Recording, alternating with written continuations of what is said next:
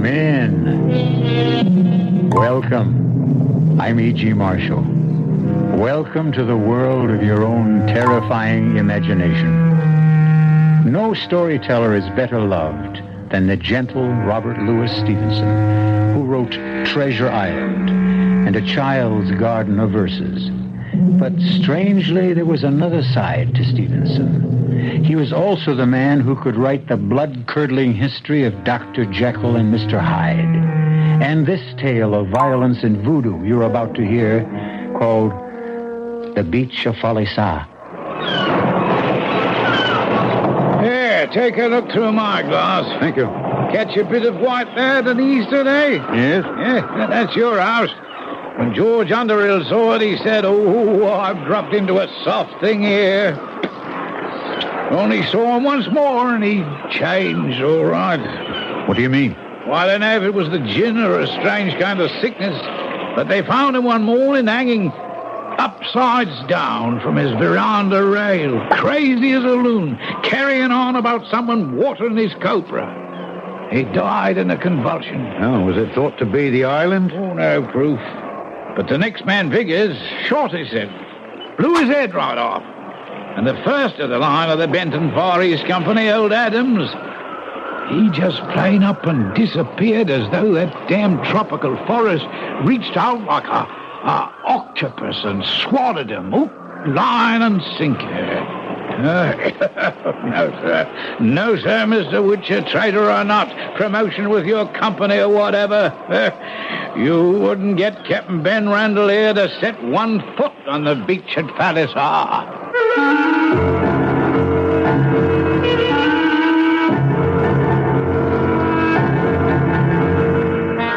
Our mystery drama, The Beach of Falesa, was especially adapted from the Robert Louis Stevenson classic For the Mystery Theater by Ian Martin and stars Alexander Scourby. It is sponsored in part by Buick Motor Division and Anheuser-Busch Incorporated, brewers of Budweiser. I'll be back shortly with Act One.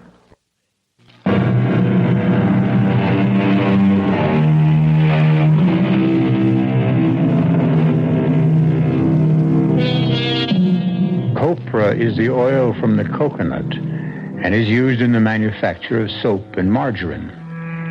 75 years ago, when Robert Louis Stevenson was alive, young Britishers would mortgage 10 years of their lives in the Pacific Islands to make their pile and come back to England to establish a business of their own. This, then, is Henry Wiltshire's story, which he can tell better than I. It might not seem like much to you, but when you've been down the line as long as I have, that beach at Falesa looked like a ruddy city. I mean, there were houses, what passed for a couple of streets, a church, and even a few of my own countrymen. For nearly 4 years, I'd been cut off in a mucky little island, maybe 15 miles long, but narrow enough so you could spit across it given the right wind. So whatever the ruddy captain said about Falesa, I didn't pay him no mind. It wouldn't be long before I'd be finding out I should have. But right then, I was as excited as a kid at his first circus. Here's a boat coming now. She's right in the pass. Looks to be a 16-foot whaler. 2 white men in the stern sheet. Let's see that glass. Oh. Aye, that's Case, all right. And the pastor with him. Case? Trader with another company. I'll be glad of somebody who speaks my own language. Oh, I wouldn't be too sure of that. Jeremy Case has a gallows bad reputation. You know what a place the beach is for talking. Well, it's right nice of them to come out to greet and fetch me. Yeah. Not you. No? What'll you bet it's gin they're after, eh? I'll lay you 5-2 they take 6 cases. When the 2 traders came aboard, I was pleased with both of them. One was a Kanaka, to be sure. Case would have passed muster in a city.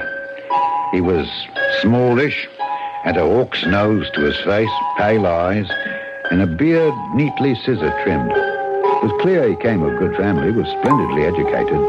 He had the courage of a lion and the cunning of a rat. And if he's not in hell today, there's no such place. A pleasure to make your acquaintance, Mr. Wiltshire. Jeremy Case bids you welcome to Falazar. Thank you kindly. Sorry we're to be in competition. There's enough for all. I'll pray you better luck than your predecessors. Oh, I'm forgetting my manners.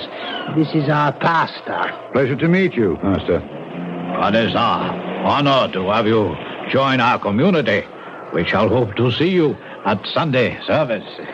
So, Captain, it's a well-favored wind that's blown you our way so soon. Oh, you mean Vic has left me a cargo of copra? Oh, sorry to disappoint you, Captain.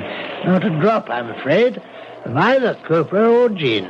I'm only praying to God your ship is not as dry as his warehouse. What did I tell you, Mr. Wiltshire? How many cases? You couldn't spare 6? Well, even though I don't ship for your copra company, I laid in plenty. I'll have your 6 brought up from the old. Cash on the line, eh? Yes, always. Mr. Wiltshire, sir. Yes. If you don't mind the suggestion, let's round up your belongings and load them in the whaleboat. Well, I wouldn't want to be any trouble. No, please, sir, let me hear no argument.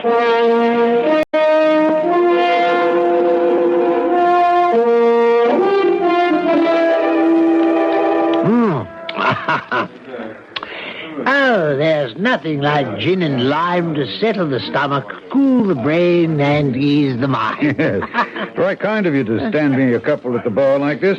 What's the name of this place? Whistling Jimmy's. Oh, must be a cheery sort. Was. Huh? We caught him watering the copra. He took a bullet in the throat. Well, let's have another round. No, thanks. I must be off from my house and start to get things shipshape. Besides, I must not leave Mano alone too long. Mano? Well, you could have knocked me over with a feather when you hauled that 10-year-old out from between decks and said he was part of your belongings. You are a strange man. How can you saddle yourself with a Kanaka brat, club-footed at that? What happened to the mother? She was killed. By whom? Her husband. Why? For daring to bear an island chief a son who was not perfect. And you brought the child up? No, the child was hidden and brought up by its nurse. When I came as trader to the island, the old woman cooked and cared for me, and I learned to know the boy. Shortly before I left the island, the old woman died. When it came time for me to go, I knew that Manu would be left to die. He was taboo, you see. So I brought him with me. For what? Well, no one deserves to die before his time. A man dies when he has to. Well, I have no wish to quarrel with so generous a host, but I must be off. And I must go with you. Now, more than ever, we are ready to consummate the first rite for any man of our race on this island. Huh? Well, come, let's go. Case insisted on paying treat and led me outside the bar. And I found myself staring at a crowd of girls, all dressed out for me. Yeah, they're ugly, but the best we could muster, old man. Huh? Chap has to have a wife. Oh, no, I'm not so sure that... You can have any one of these for a plug of tobacco. Besides, we have it all fixed up nice and legal. You just nip inside the bar once you've picked your chicken, and Blackjack the bartender marries you nice and proper. He's a chaplain, you know. Yes, but I don't want to marry. Leave all that to Jeremy Case, eh? Out of it as easy as in. Besides, you need a cook and someone to clean, and a man's got to have companionship or he'll go mad, yeah? Well, there now. Look them over. Well, I don't know. They all look a little broad in the beam. Ah, not the one I've picked for you, lad. Look. She'd just come up from fishing, wearing nothing but a chemise all wetted through. She was young and slender, with a long face and a high forehead. A shy, strange, childish look between a cat's and a baby's. Who is she? That's Uma. If you'll take my advice, you take her. Aye, but will she take me? What choice has she? But if you like, I'll ask her. He crossed to her and spoke to her in Polynesian. And for a moment she spoke to him in her pretty Polynesian voice. And she nodded and came toward me with a free-swinging stride. She was the color of dark honey. Whether it was the breeze or her as she stood in front of me, she smelled of wild lime and vanilla. Me, Uma. I am no man's thing. You want me. I marry you. I'm Sam Wiltshire. Sama Wilshire? No, Wiltshire. Yes, Wilshire. Well, I reckon that's as close as you'll get. You'll be calling me Sam anyway. Yes, sir. Sama. And I suppose that'll do, too. Did Case tell you about the boy? Mano? Hmm? All the same, you, son. Where you wife? You have other wife? No wife. Good. Oh, please, Sama. I wish for marry you. But not like this. Huh? I know bomboat woman. I be dressed all the same bride. You see? And I know marry you inside there. I marry you here in open air when sun halfway from palm tree tip to sea. Light as a feather, she was on her feet and gone. Not running, but moving swiftly. Her head held high as though she was a ruddy countess. That means she'll be back about 4-ish. Well, come on, we've time to hoist a few before the nuptials begin. Hey, take a seat, Richard. Excuse me for a moment. The bartender is also the minister, you remember? Oh, Yes, Mother Case. Gin and lime. In a moment. We'll be drinking all round. And you'll need your paper collar. There's to be a wedding. Savvy. New trader, Same kind paper, like always. Of course. I'll come with you and write it out for you. Massa still not say who. Lucky girl. Uma. Uma. No can do. Bad magic to white man like that. Not with Uma. You know that girl. I know that girl is the one to whom I want him married. To whom I will have him married. It suits our business. Do you understand? Yes, Massa. If Massa say so. But Black Jug know only one thing. This can only end bad. He's written in sand. 2 people die. What kind of man is this Jeremy Case? And what his purpose? By what combination of charm, legerdemain, or simple threat does he seem to rule Thalassa, to hold its people in the palm of his hand? Last of all, why should the enormous man called Blackjack shake with an unknown terror at the impending marriage of the new arrived trader Wilshire to by far the loveliest girl in the atoll? I'll return shortly with Act 2.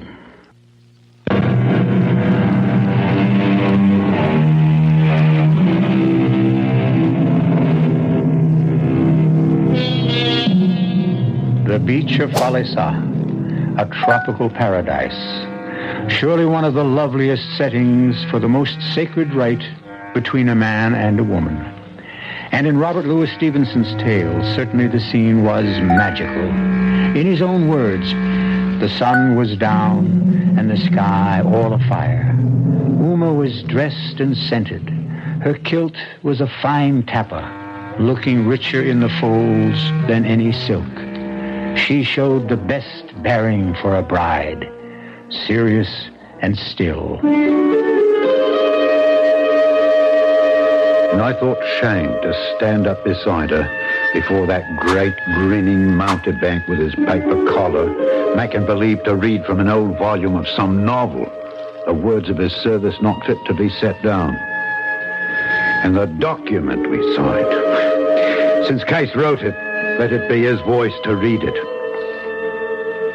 This is to certify that Uma, daughter of Fahabao of Faleza, is illegally married to Mr. Sam Wiltshire, and Mr. Sam Wiltshire is entitled to send her packing when he pleases. Signed this day, etc., etc., etc. It was the practice in these parts, and all I could feel was so ashamed I had to be gone as soon as possible. Uma said she could show me to our house. Well, we strolled through the lush vegetation together until, forgetting myself, almost as though she was some girl in the old country, I unconsciously took her hand. To my surprise, after a sudden gasp, she caught my hand to her face and pressed it there. You good. It was all she said. Then she ran quickly up the path ahead of me.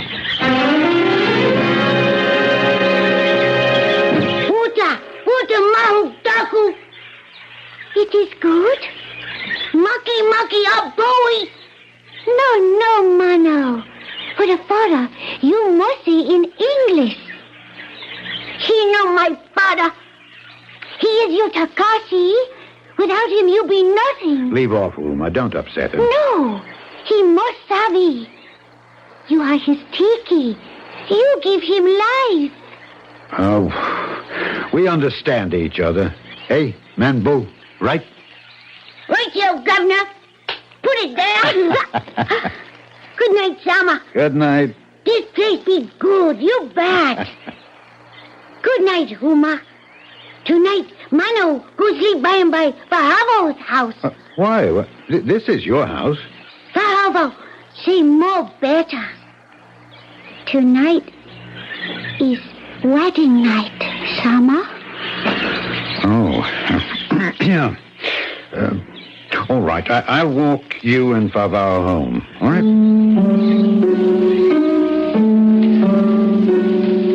During the walk back, my mind fairly reeled with all that had happened that first Falesa. And I seemed to have suddenly dropped years from my life. Uma had kindled a lamp, and among all my tumbled possessions, she stood straight like a queen, the lamplight shining on her skin. I was ashamed of a wave of feeling I had for this native, ashamed of the mock marriage and that worthless paper. I had to pluck up a lot of courage to enter. Hello, Sama. Welcome. This, your home. Aloha, Wahini. No, Wahini. Me, your wife. But know what you want?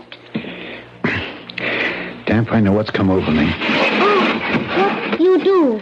Huh? This case with supply by Cobra. This supply buys nothing but trouble. Get me an hammer, will you? Yes, master. S who? Yes, Sama. That's better. I could regret this. I could regret it 1,000 times. It isn't too late. But something good is happening. First Mano, someone to take care of. And now... Here is Hama. What you do? This. That happy juice. Yes. Why you do that? You know why we come here, Uma? From the other side of the world? We who call ourselves white and think we rule the world? Trade for cobra oil. Right. So we can make enough money to go back to the old country and become kings. But in the meantime, the rot sets in and the dream gets twisted. It's another world. And a bloke don't belong. So he drowns himself in this. No good. A man who drinks is no good. I think you one good man. Moon fade, sun die. All the same. Uma belong you till I die. For the next 3 days, Uma, Manu, and I worked our hearts out setting up the store and getting ready for business. I didn't see hide or hair of Case, but he told me he did a good deal of hunting and that it was very good in the bush, so I paid little attention. By Friday morning, we were ready for business. By Friday noon, not one customer had climbed the veranda steps. By Saturday morning, even the watching crowd of natives were gone. That night, I went to the bar in search of Case. Evening, Mazawaja. What you like? Nothing to drink, thanks. I'm looking for Mr. Case. Oh, Maza Case. He take trip one other island. Oh, I see. Jack, do the people know my store is opening and I'm ready to trade? Sure, Maza, sure. Then why don't they come? Maybe no copra this time. Not rain. Not no. Just make drink for happiness. Yeah. Jack, tell me, what happened to Viggers, the man who had my station before me? Vigor, he was cleaning shotgun and... Yes. And it suddenly went off and blew his head off? Gun is bad thing. In the wrong hands. Was Mr. Case on the trip then? Oh, no, Mr. Casey. I don't remember. I think maybe, yes. And Adams, the one before? He drink too much. I see. And what about Underhill? Talk too much, Mazawaja. People, they wait for drink this Saturday. I left the bar feeling everyone's eyes on me. I'd been too long in the islands not to sense what might be going on. I just couldn't guess why. And I had a cold, shaky feeling at the base of my spine. There's something wrong, Oma. What is it? Nobody come trade. Yes? Yes. Why? There be taboo. Why? Nobody will speak. How can Uma know? One man knows everything around here. When he gets back, I'll know, or find out the reason why.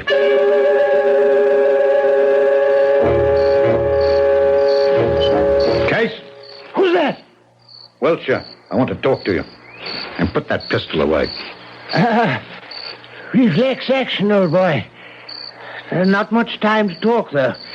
I just got back and... I know, I've been waiting for you. Case, here's a queer thing maybe you can answer. I'm tabooed. No, you can't be. Not possible. However, just to put your mind at rest, I'll scout round and make sure.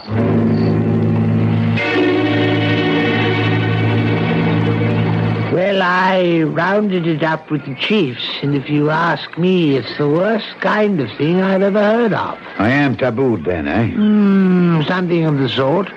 The people won't go near you, Wiltshire. It seems, for some reason, they're frightened of you. You've gone crazy, Case. What are they frightened of? I wish I could make out. It's like all their tomfool superstitions. You haven't been to my house once, Case, since I came. Own up now. I was busy. It was an oversight. I'm sorry for it. But about coming now, Wiltshire, I'll be quite plain. Yeah? You mean you won't? I'm awfully sorry, old man. But that's about the size of it. In short, you're afraid. In short, I'm afraid. You belong here, Uma, if anyone can understand. Tell me, why am I tabooed? You mean you know Sari? How could I? We don't have such crazy things where I come from. Taboo belong all the same me. To you? Yes. Case want me for his woman, but I no want him. Case tell me, you love me so much, you no care. He no tell me, you no get copra.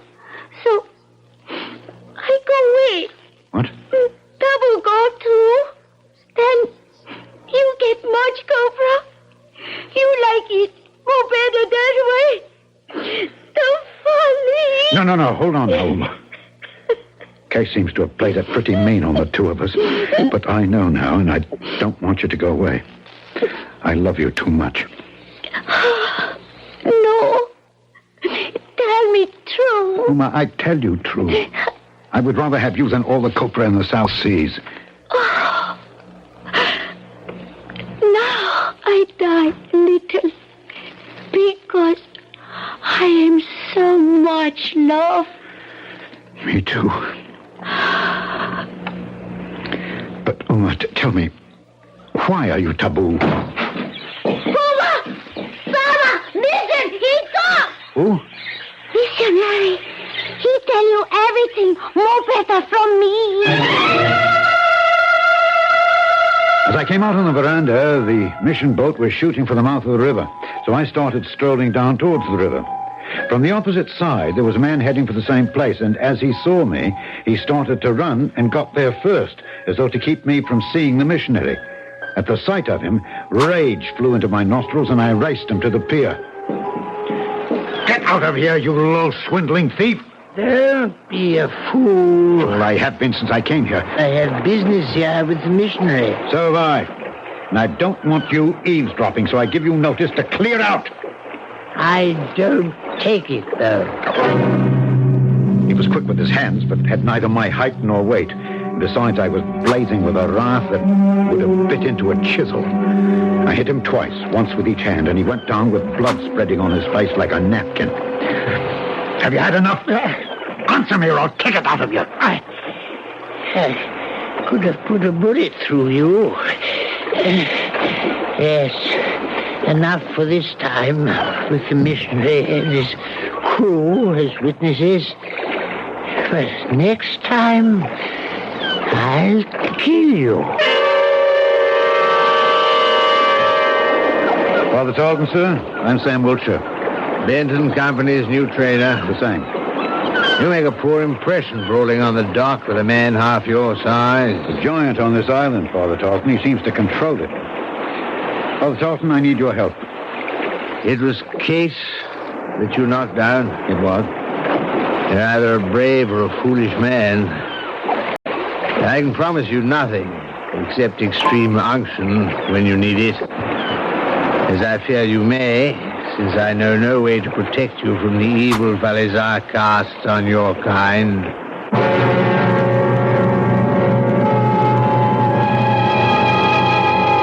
Why should a missionary, constantly out of touch with the process of life as he travels from forsaken island to island, envisage the imminence of death?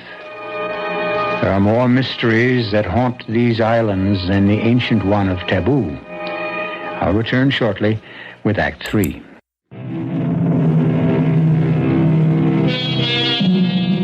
The pace that Wiltshire set up the hill to his house left poor Father Tarleton sweating under his bulky robe and more than a little out of breath.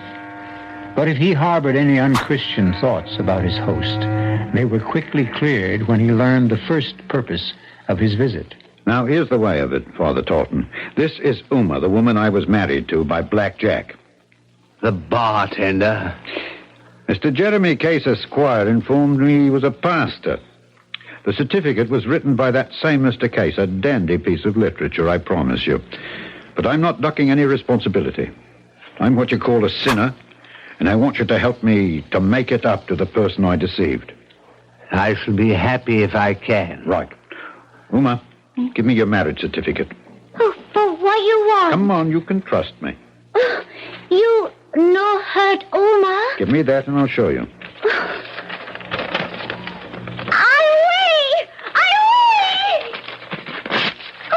Now, since I signed this piece of paper, I found I'm taboo in this place because of my so-called wife, and I cannot trade. I want to be married right, by a real missionary. So fire away, Father. Well, there was quite a to-do, I can tell you. Mano and Favao had to be brought in. Uma had to be back in her wedding togs. And I took the father aside and asked him to say the service in native to please the others.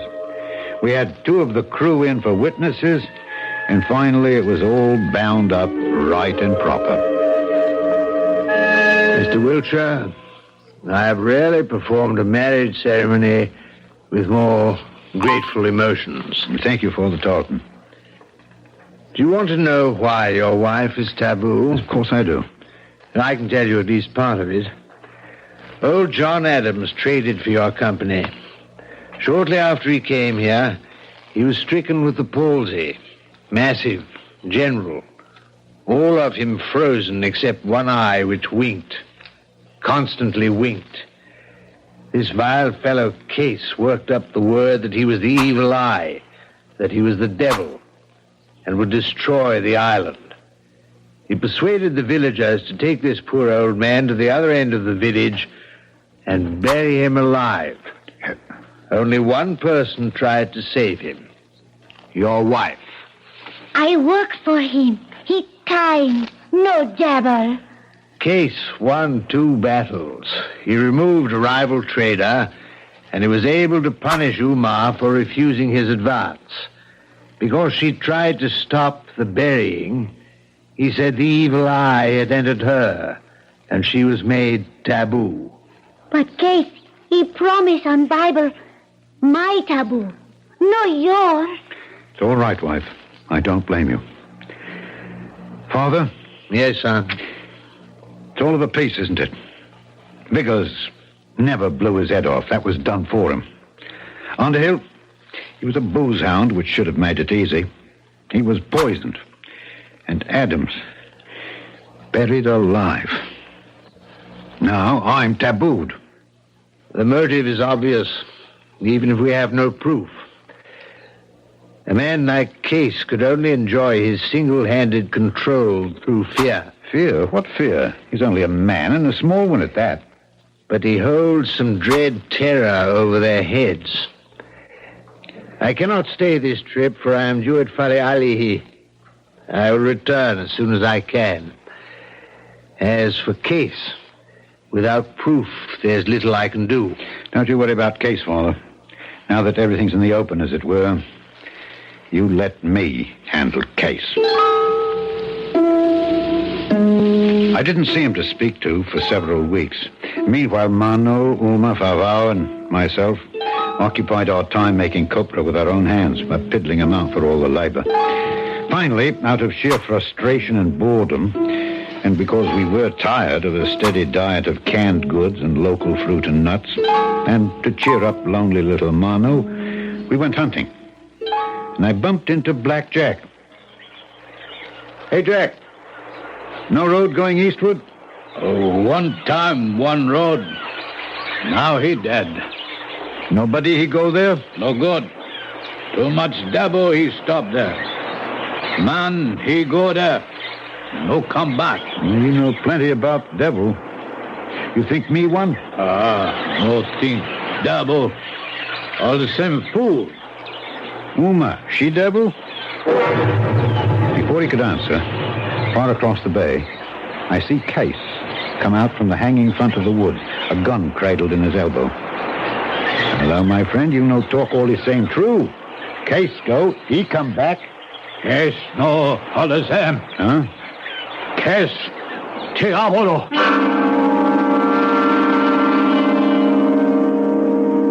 Uma, I met Black Jack when I was hunting today.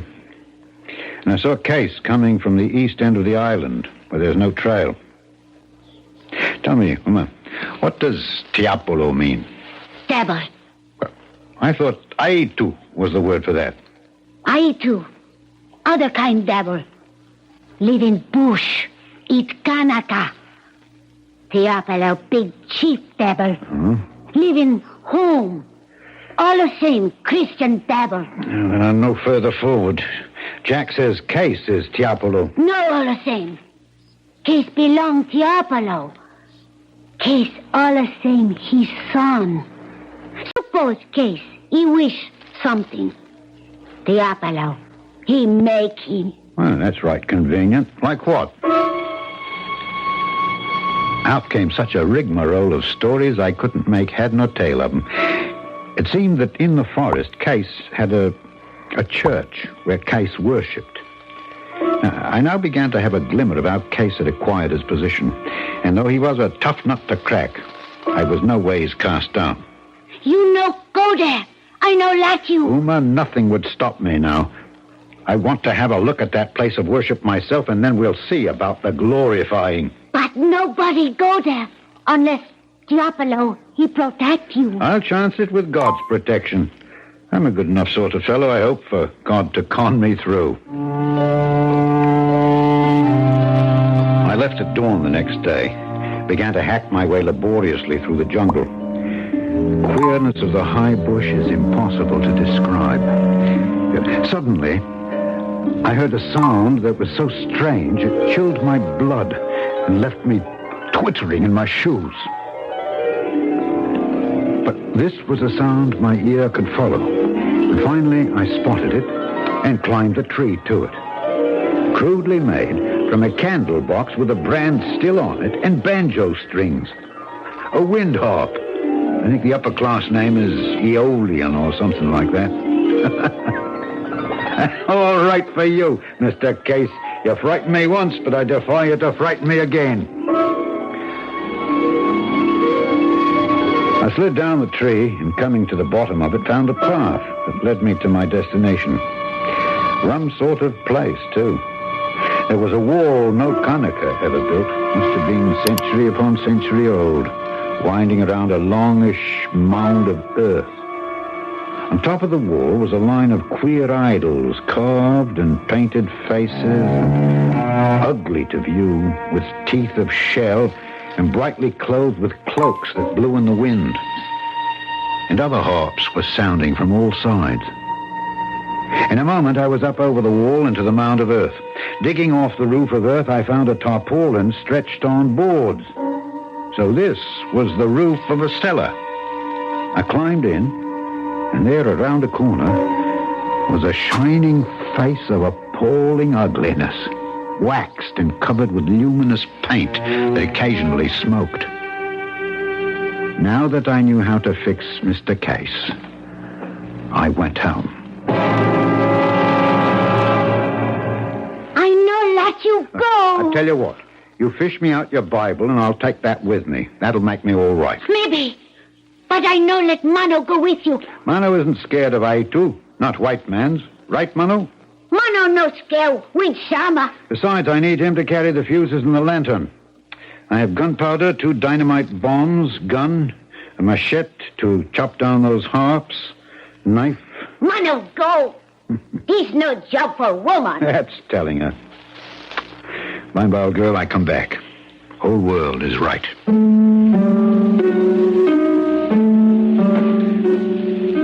We almost didn't make it that night.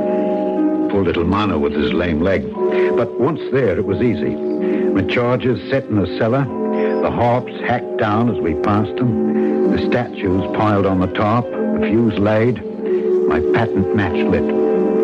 Only one small difficulty. On the way, half our fuse line had been lost, and I must have overestimated the amount of explosives needed for when they caught. Keep your head down, Mano. You all right? You betcha. Wow, bow. Some more the same bingo bongo. We better get out of here. Now, wait, let me light the lantern. There. Now, let me lift it and see just where... No sing out. What? Oh, why you talk so big voice? Case, he coming. My God, Uma, is that you? You're not afraid? Too much afraid. I think I die. Oh, me too.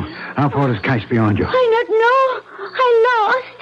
He be here. 1, 2. Good Lord. And me with a lantern lit. Fool that I am. Blow it out. Blow it out. Mano! And this is for you, Witcher!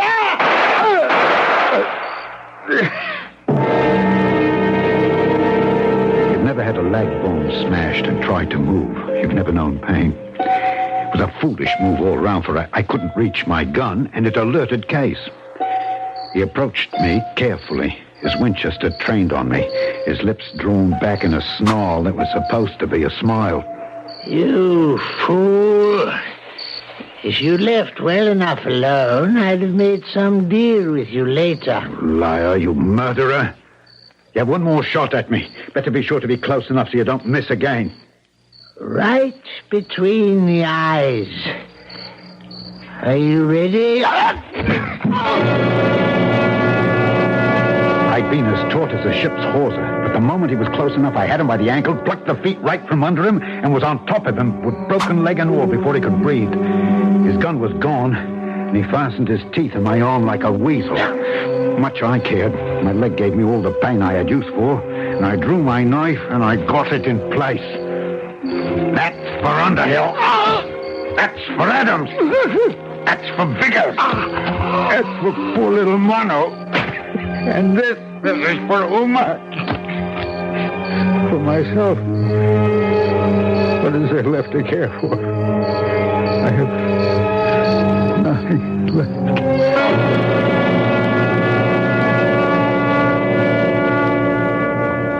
Huh? Where am I? Home. My leg? It is set. It will heal. Uma. You're all right. Yes. I still your little wife. Bullet hit only shoulder. Soon heal. And Mano? He gone. Huh? Join ancestors. Oh, poor little boy. You listen me, my husband. Uma, your wife. I make promise. I bear you strong Bowie. Take Mano's place.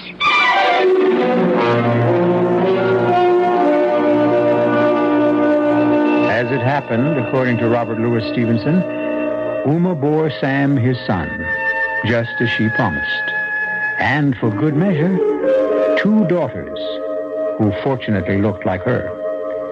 With the curse at last removed, Sam Wiltshire wanted no other home than the beach of Falesa.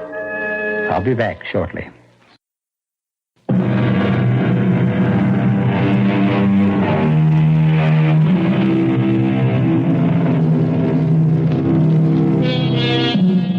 This was not Sam's headstone. It was Robert Louis Stevenson. But it might as well have been. Under the wide and starry sky, dig the grave and let me lie. Here did I live and gladly die, and I laid me down with a will. Our cast included Alexander Scourby, Evie Juster, Ian Martin, and Robert Dryden. The entire production was under the direction of Hyman Brown. Now, a preview of our next tale. I tried writing about an actual incident out of my own life. But it came out garbage. Even I could recognize it was trash.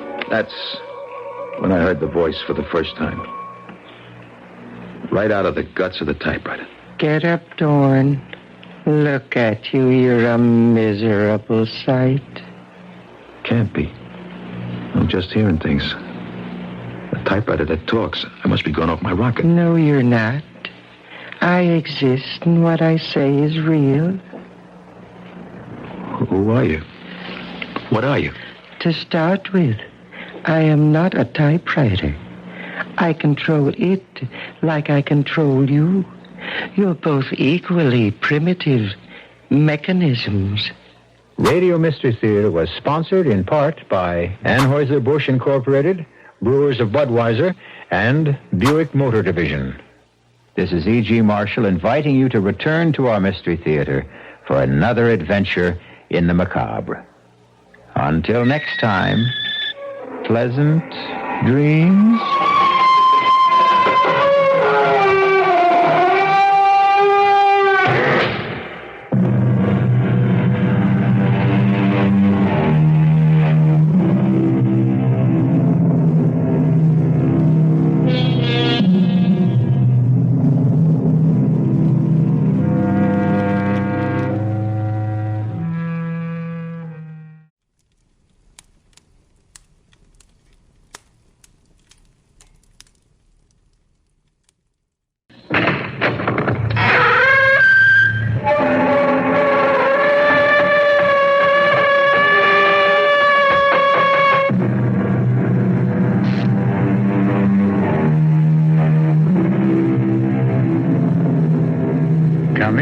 one. Welcome. I'm E.G. Marshall. Welcome to the universe of the uncanny, to the land from which no traveler returns, alive or sane. It can be reached so many ways, down trails of terror, along paths of peril, or, strangely enough, through bustling city streets. There are no markers that tell you when you cross the frontier of fear. But once you do, there is no mistaking the horror that lies ahead. I suppose I should be frightened by your cheap tricks, whatever you are. But I'm not. I'm going now. And I warn you, you will regret it. Well, she's gone, Harry. For good. Gladys will never trouble us again. What happened? What did you do to her? Can't you guess, Harry? We eliminated her. We typed her into an early grave. You didn't have to go that far. I could have handled her. I couldn't take the chance, Harry. You forced my hand. You divulged our little secret. And I'm not quite ready for that yet.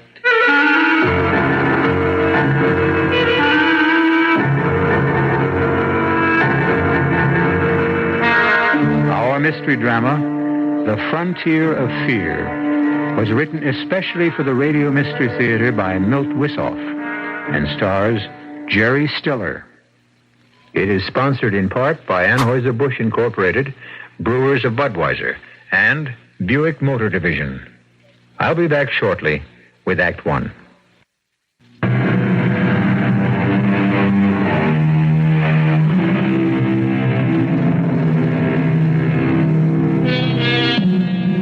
One expects to find terror in a haunted house or on the barren, wind-swept plains of the Aztec pyramids. But it is even more intense when it is encountered on the streets of a modern metropolis. In our little tale, Harry Dorn meets the unfathomable as he crosses the threshold of a pawn shop. But why not let Harry describe his frightening journey in his own words? Listen to me, please. Whoever finds this tape, hear me through, or it's curtains. Not for me. I'm a dead duck, no matter what happens. But for you, and for everyone else in the whole world. I know you think this is a gag, but it's not. You gotta believe me, I never prayed before, but I do now. I'm Harry Dorn. Nobody. Small-time con man, losing horse player, dead-end Dorn. That's how I think of myself. My life was a series of ups and downs. Mostly downs.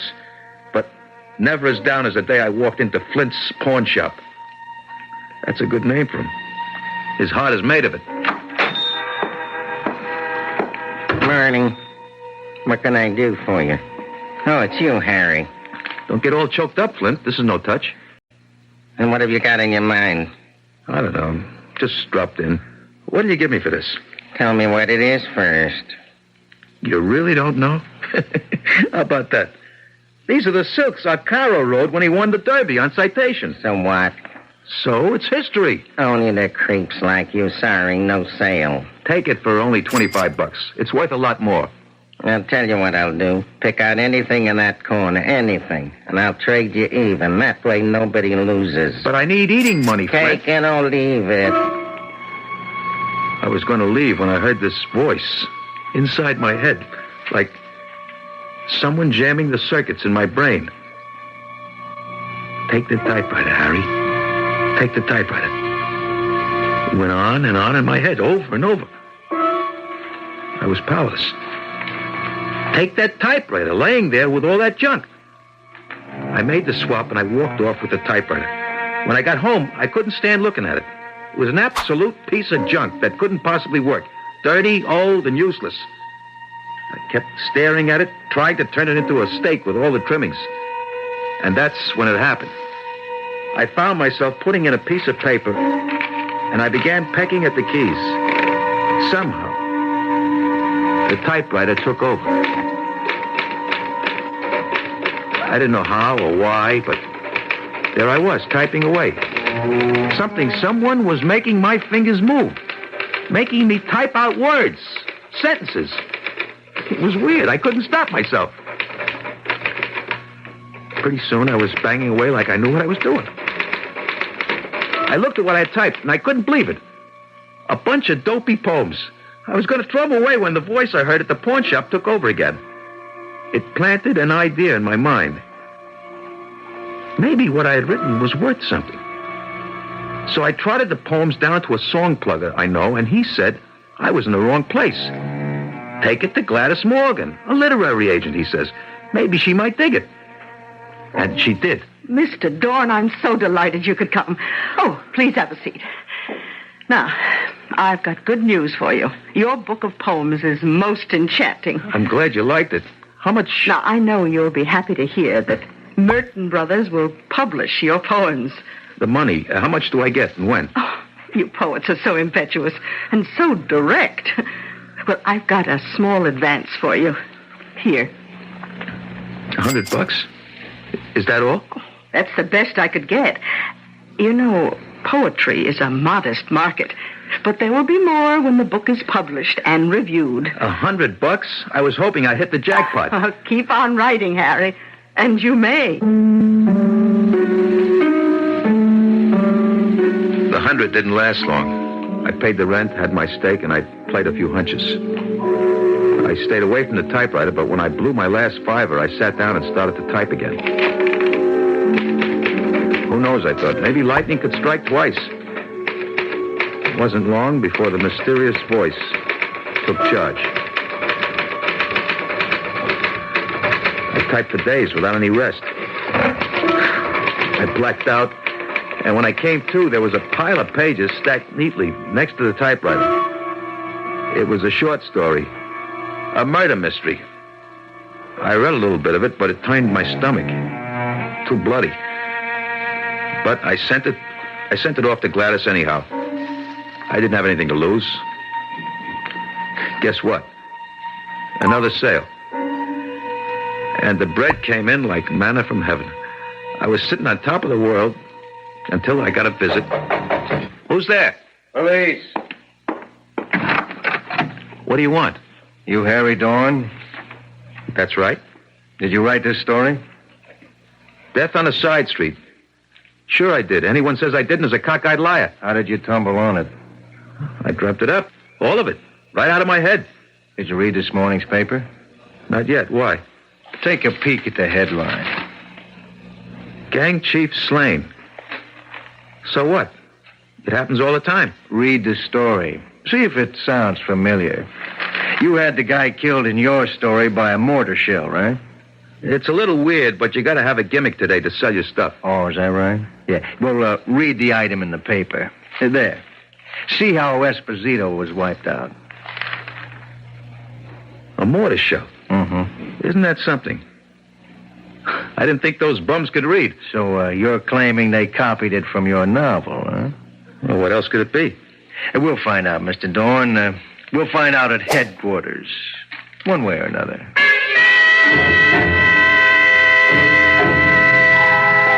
They dragged me down and worked me over for a couple hours, but they couldn't hold me. The lawyer Gladys hired had me sprung. I was pretty well shaken by the time I got home. I sacked out for about 24 hours, and then I went back to my usual routine. It didn't take long before I was in my usual condition, tapped out. My investments betrayed me, 6 straight losers on the NFL cards, and 2 days of dogs at Belmont. I had to get back to that infernal machine, the typewriter. This time I tried to do my own thing. I tried writing about an actual incident out of my own life. But it came out garbage. Even I could recognize it was trash. I crumpled sheet after sheet of paper. That's when I heard the voice for the first time. Right out of the guts of the typewriter. Really heard it right outside my own head. Get up, Dorn. Look at you. You're a miserable sight. Can't be. I'm just hearing things. A typewriter that talks. I must be going off my rocker. No, you're not. I exist, and what I say is real. Who are you? What are you? To start with, I am not a typewriter. I control it like I control you. You're both equally primitive mechanisms. Look, pal, I don't have to take that from you. No. Who were you kidding? I'm the best thing that ever happened to you. You were a petty chiseler when I found you. You found me? Of course, you fool. You didn't have any choice in the matter. Please, what do I call you? It doesn't matter. In my world, I'm known as... What is your equivalent? Gan. All right, Mr. Gan. Clue me in, will you? Just a little. Well, I can do things. I can read what you call the future. Or I can make things happen. Either way, I don't like it. Put your fingers on the keys.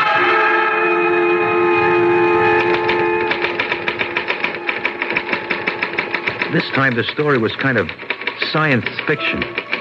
Crazy, weird. Then the ending really got to me. A tidal wave that sweeps across the ocean and wipes out an island in the Pacific, killing every living thing. I wanted to throw the damn thing into the garbage can, but I was flat. So I pedaled it, and sure enough, it came to pass. This is your 6 o'clock news. A spectacular tidal wave inundated the tiny island of Kunjera in the Pacific Ocean, killing more than 100,000 people. All those lives washed away because I had a gambling habit. I felt guilty as hell, and I made up my mind to get rid of the typewriter. And Mr. Gann. What do you think you're doing, Harry? I'm getting rid of you, once and for all. I can't go on helping you slaughter people. I got a conscience, man. What's that? You really don't know, do you? Why should I? I'm not human, you know. What is this conscience? It's hard to explain. Let me see. You know, there's a good and a bad. Like, you don't squeal, or welch on a bet, or put down a friend. Well, the worst thing you can do is to kill somebody. That's when you feel rotten. That's your conscience working. But you people take life all the time. You eat other organisms. That's different. I'm talking about human life. And you keep slaughtering each other day after day. We get punished for that. Not all the time. I could see I was getting nowhere with Mr. Gunn. I was in the grip of a force way beyond me. I started to type again. Don't ask me why. I couldn't help myself. Suddenly, I heard this rapping at the door. I kept quiet, hoping whoever it was would go away. But they didn't. I could hear the plastic card slipped in between the door and the lock. And then the door swung open. Hello, Harry. You didn't answer, so I tried the door, and it was open. You mean you jimmied it open, Pete? That wasn't nice. It's not nice to keep your friends waiting, especially friends who have been so patient with you. If it's the money I owe... That's exactly what it is, money. When you gonna get the scratch up? I'm expecting it any minute. I'll drop it by in the morning. No way. The boss wants the bread now. Well, look, just hang on for a minute, will you? I want to finish something I was typing. I ain't got much time. Hey, what's that you're writing? Your farewell address? Huh? No, it says the door opens and a messenger delivers a package containing $500. Yeah, and I'm Cinderella. How do you like that, pal? Hey, stop it, will you? Just a few more minutes. Rapid messenger. Here. Thanks. I'll take that. Here, here's something for you, kid. Well, I'll be 500, all right. I'll take what you owe, Harry. So long, pal, and thanks for saving both of us a lot of trouble. That was close, Harry. Too darn close. Why did you wait so long? To teach you a lesson.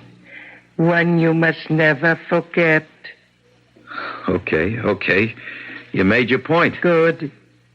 We've got our most important work ahead. Until now, I've just been feeling my way to make sure I had everything down pat. Now I've got complete control over you.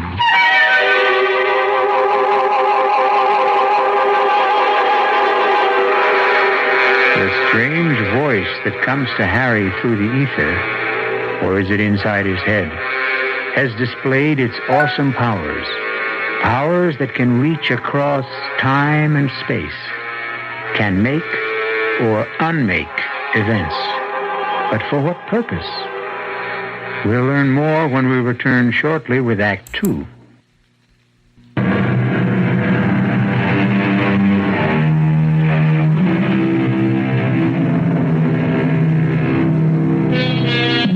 In this age of computers, we're accustomed to machines that can work wonders.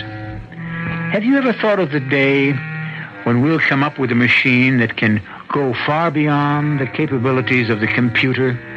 One that can instead reverse the process and program man for, well, let's find out what Mr. Gahn intends for Harry Dorn.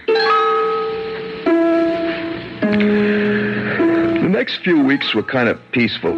Like Mr. Gahn was going through a phase. He seemed to be preparing for some big event. He had me lug in all kinds of books from the library, and I kept typing this stuff, word for word. He had me copying the Department of Defense budget, line for line. I darn near wore out my fingers. After I'd been at it about 10 straight hours, I felt I'd had it, right up to here. I stopped typing, and I started rubbing my fingers to restore the circulation. I haven't told you to stop. Look, pal, my fingers are numb, my nerves are frazzled, and I'm just plain pooped. I need rest. Whatever for? I guess you don't understand that, do you? Oh, well, if you must. But don't shut your eyes too long. Hold it. Why? Somebody knocks at your door at 1 a.m. You wait for them to go away. I'll bet it's them goons. Why should they pay you a visit? You've cleared your obligation to them, thanks to me. It's Gladys, Harry. Please open the door. I know it's late, but I must talk to you. Okay, just a minute. Oh, thank you. Now, why haven't I heard from you, Harry? I didn't have anything to say. I just wanted to know why you... Why I what? Why you've decided to leave me for another agent. But that's crazy. I never... Oh, don't play with me, Harry. I got your note. What are you talking about? What note? Oh, here, read for yourself. But I never wrote it. Oh, I get it. It's your doing, Mr. Gahn. You had me write it, and I sent it without reading it. Who are you talking to? Oh, poor Harry. You've been working too hard. It's not me. It's that typewriter. Gladys, I'm going to show you something that'll knock your hat off. You think I wrote them poems and all that other junk? Oh, I believe anything you say. Sure. Well, the truth is that the typewriter, or rather, Mr. Gahn, does all the brain work. Watch. Come closer, Gladys. Just watch what comes out. In the early hours of the morning, the city was asleep. Darkness blotted out the pressures and the torment of the day. Pretty classy. I never had any education, Gladys. I just sit there and punch the keys under his direction. It is true, Miss Morgan. Oh, what? this lame brain would be hard put to write simple declarative sentences by himself, let alone this magnificent output. Well, who are you? What kind of trick is this? No trick, my dear. What Harry told you is absolutely correct. Oh, it's too bad, however. Too bad he insisted on telling you. What are you talking about? Type, Harry. Type until I tell you to stop.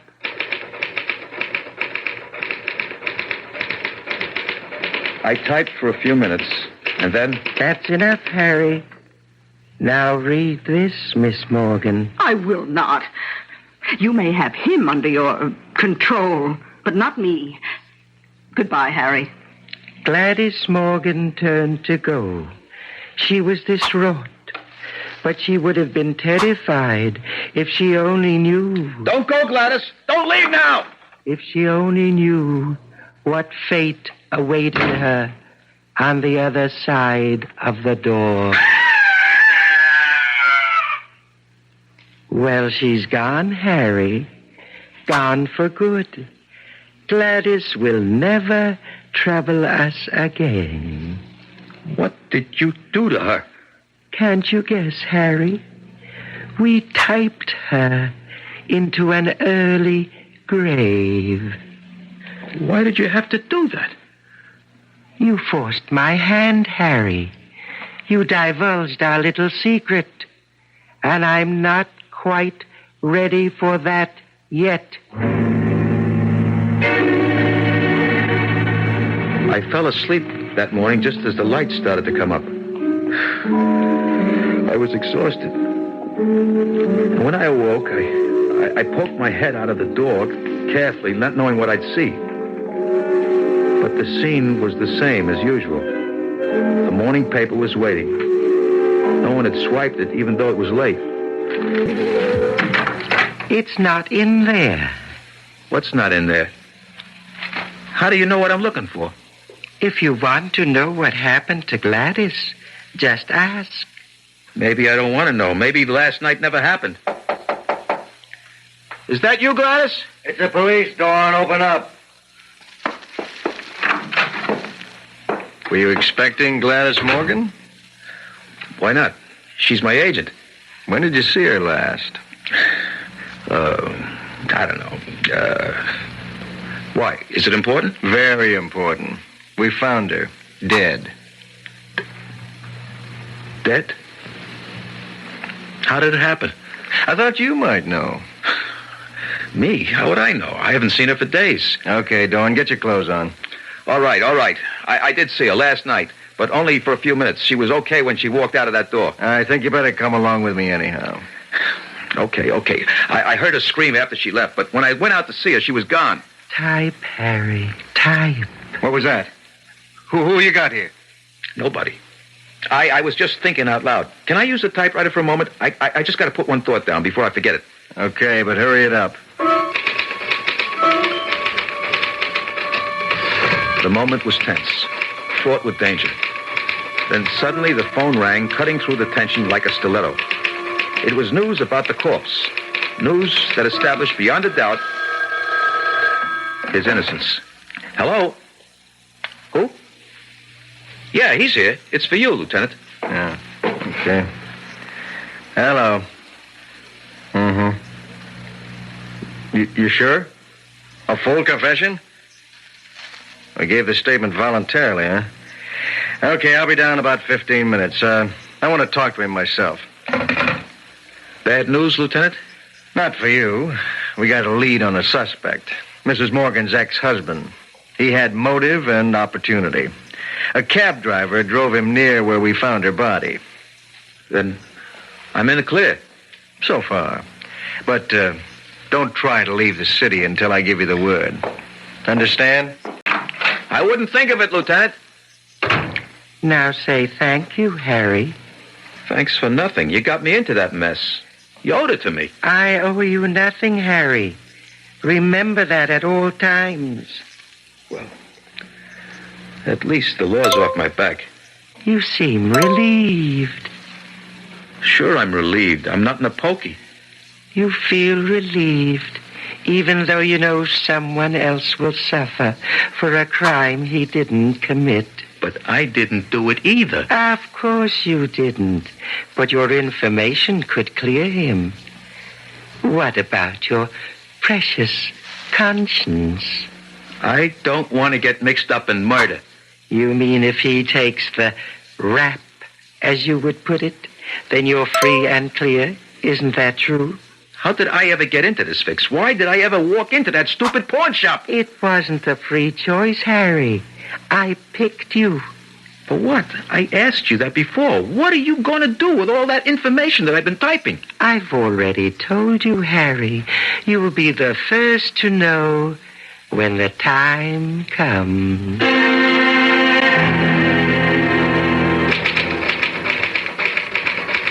It hit me while I was typing this encyclopedia for Mr. Gann.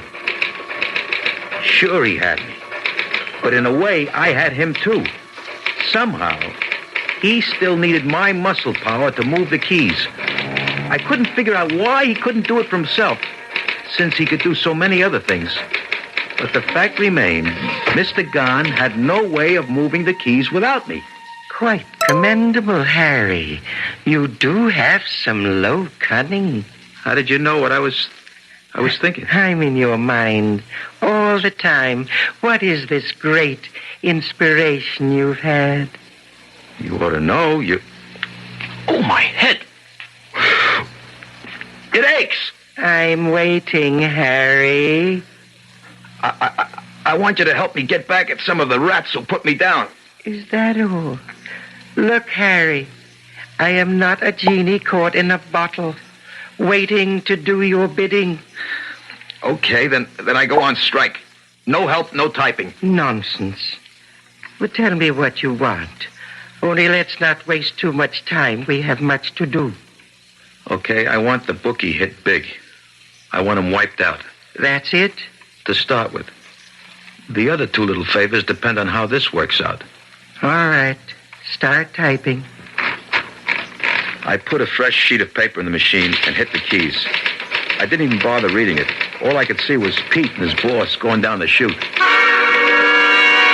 You can stop now, Harry. When will it happen? Go down and buy a late paper. You mean now? That quick? Okay.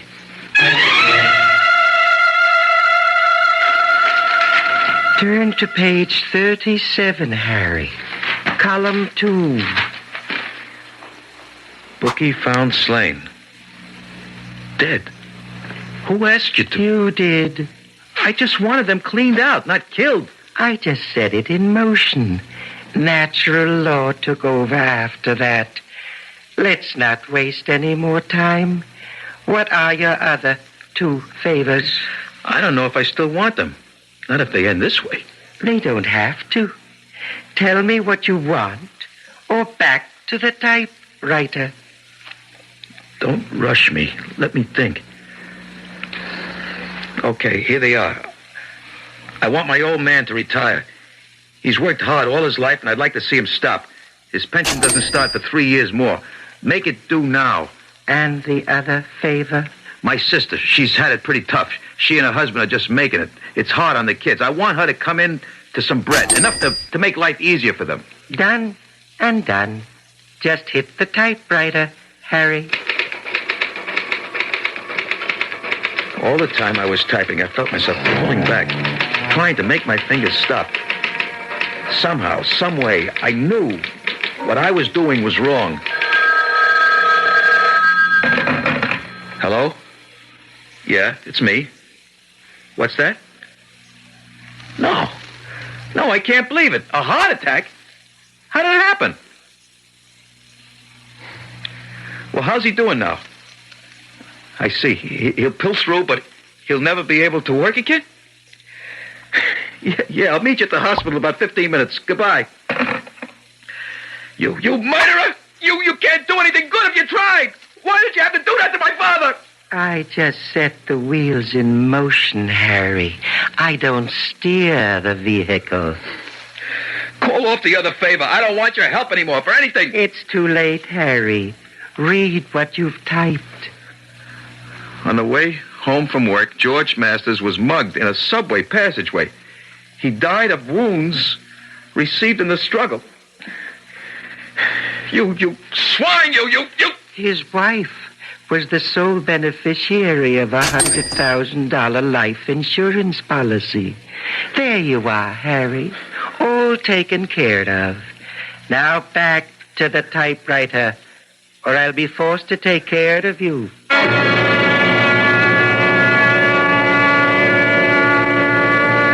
Men have been slaves of many base emotions. Greed, lust, power.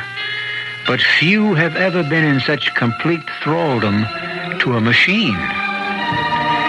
Harry Dorn's weakness and cowardice, his instinct to survive above all other considerations, has in a sense permitted this malignant force to draw him deeper and deeper into servitude.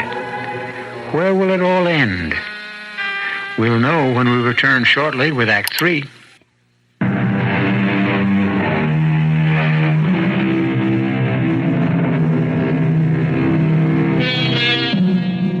Man is such an imperfect vessel. He can sell or destroy anything he holds dear. His dreams, his love, his country, even his soul. But all of us have at least a grain of nobility in us. One small flame that can, when called upon, illuminate the corner of the world we live in. Even so base and useless a man as Harry Dorn cannot extinguish this frail light. I was getting in deeper and deeper. I was losing almost all control over myself, my actions. The worst of it was that I didn't know what Mr. Gahn was up to, but I knew somehow it would end in disaster. I think I've indulged you long enough. Sit down and start typing. Why should I? Because I ordered you to do so. Who cares about your... Oh, my head. Sit down, Harry. I can't. My head aches. How about that? It's gone. I feel great. Say, did you do that? Of course. Now will you sit down? I can reward or punish you. That's the free choice you have. Type or suffer. What would you do? Take the carrot instead of the stick? Well, that's what I did too. So, I started to type. And this time, it was for keeps. No poems or novels, but some kind of crazy technical thing. Pages and pages and pages. I worked day and night, hardly stopping for food or rest. I kept at it until I blacked out. And when I awoke, I was sitting at the table, my head on the typewriter. It's about time you woke up. You certainly are a strange mechanism. You suffer things like fatigue, hunger. Every machine needs rest, lubrication. I need something to eat and a beer. All right. But get back as soon as you can. Sure. But what do I use for dough? Money. I need it to buy things. Type me a few winners. Type you what? A few winners. Give me the results of today's races now. Now bet them. That will give me the money I need. Okay. Sit down. I typed the results of the 5th and 6th races at Aqueduct. Blood money 5-1 and fate 8-1.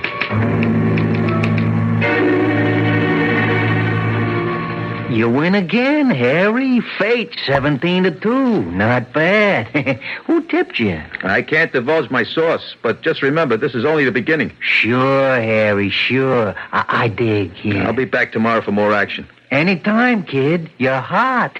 And you know what they say? When you're hot, you're hot. Go for broke. Not this time. I got it all psyched out. A new system they can't miss. Yeah, and I'm going to be Miss America this year. Wait and see, wise guy. Wait and see. It's about time you got back. What am I supposed to do, punch a time clock? Count your blessings, I came back at all. Oh, I wasn't worried about that for a moment. Now, shall we do a little work? Why not? You give a little, I give a little. Start typing, Harry. I typed through the night. By the time the sun started to come through, I had piled up a ton of paper. It's a lucky thing the pages were numbered. Otherwise, I'd never know how to put it all together. We're not through yet, Harry. We are for now. I need a little shut-eye, and then I'll be set again. Oh, very well, but don't take too long. Don't worry. I'll set the alarm to make sure. I'm happy you decided to cooperate. What is this stuff I'm typing? Sounds screwy. Disintegrator and assembly unit.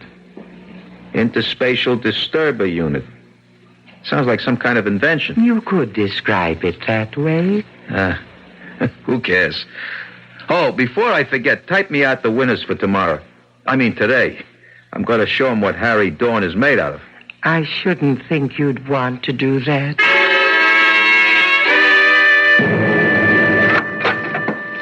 Mr. Gunn, you here? Yes, Harry, still here. Guess what? The card, we swept it. Daily double, 4 exactas and a triple. I had to move around to several bookies before the day was over. They couldn't handle it all. Did you get it? Not all of it. They're going to deliver the rest in a few days. I'm riding high.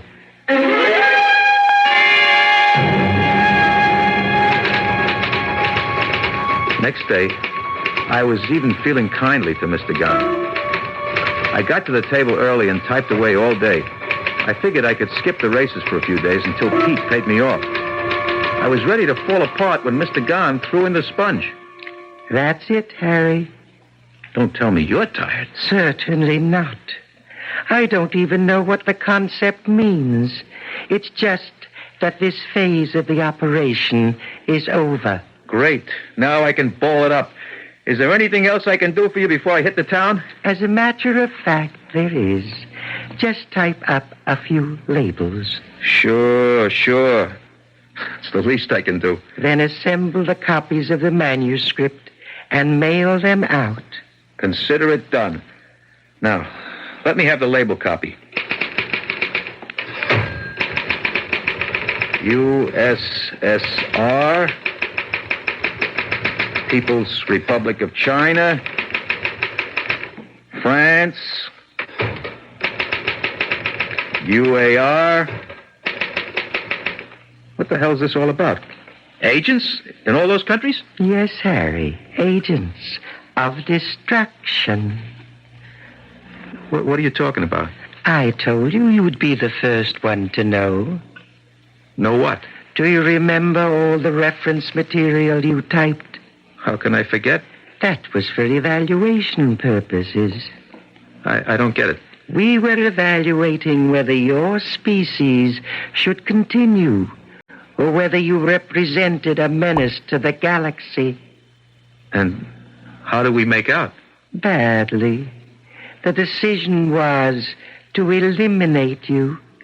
You can't do that. We're not going to do that.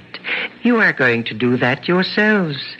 You see, the manuscript you typed is a scientific textbook for weapons beyond your small scientific store of knowledge. Each one has the capacity to destroy every living thing on this planet. By distributing it to nations on every continent, we will hasten your demise. But suppose they decide that the weapons are too heavy to use. You might be leading us to permanent peace. That's possible, but hardly likely. Either way, we win. If you can make peace among yourselves, then we will win anyhow. It's all a pipe dream. I just won't mail them. I am prepared for that. I am prepared for that reaction, too. I'll just have to write you off, Harry. I've got more than one string to my bow, thanks to you. Wait and see what happens. Who's there? It's me, Harry. I got the money you won. Come in, Pete.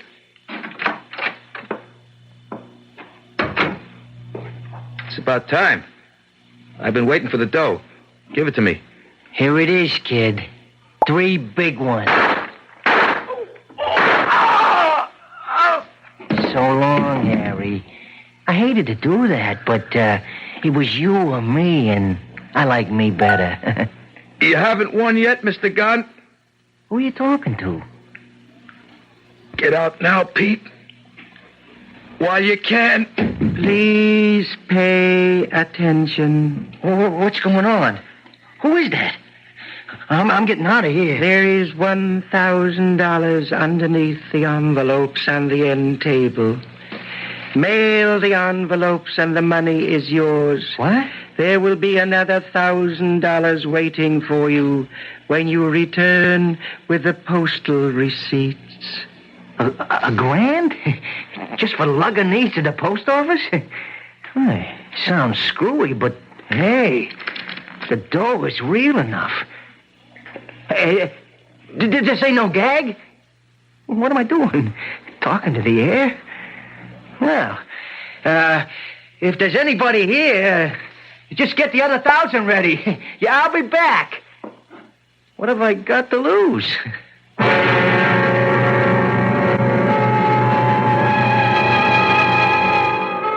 Harry Dorn gave his life in what was perhaps the first unselfish action of his miserable existence. And it seems for naught. But then again, perhaps not. Just as Mr. Gann underestimated Harry's greed, he may also have miscalculated the corruption of the world's leaders. They may set Mr. Gann's sinister plans back indefinitely. At least we hope so. I'll be back shortly.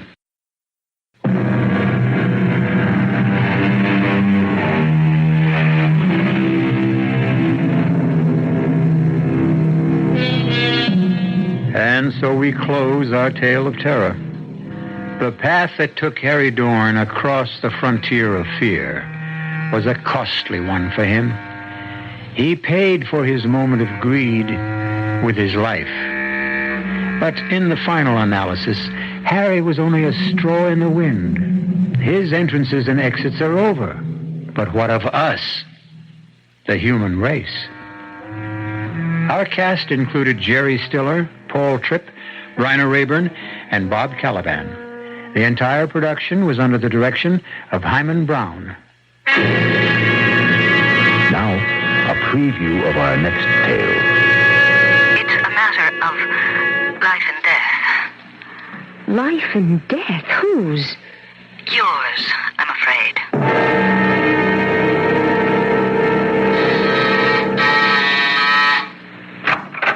Come in, Miss Patterson. Yes, my credentials. New York City Police. Mrs. Stoddard, what I'm about to tell you is going to shock you. But please keep in mind that at the moment, at least, you're in no danger. Danger? At the moment? What are you talking about? Let me explain. About an hour ago, the body of a young woman, a bride, was found in her home in Shaker Heights. I just heard the bulletin on the radio. Did you? What has that murder got to do with me? She was murdered by your husband. Radio Mystery Theater was sponsored in part by Buick Motor Division and Anheuser-Busch Incorporated, brewers of Budweiser. This is E.G. Marshall inviting you to return to our Mystery Theater for another adventure in the macabre. Until next time, pleasant dreams.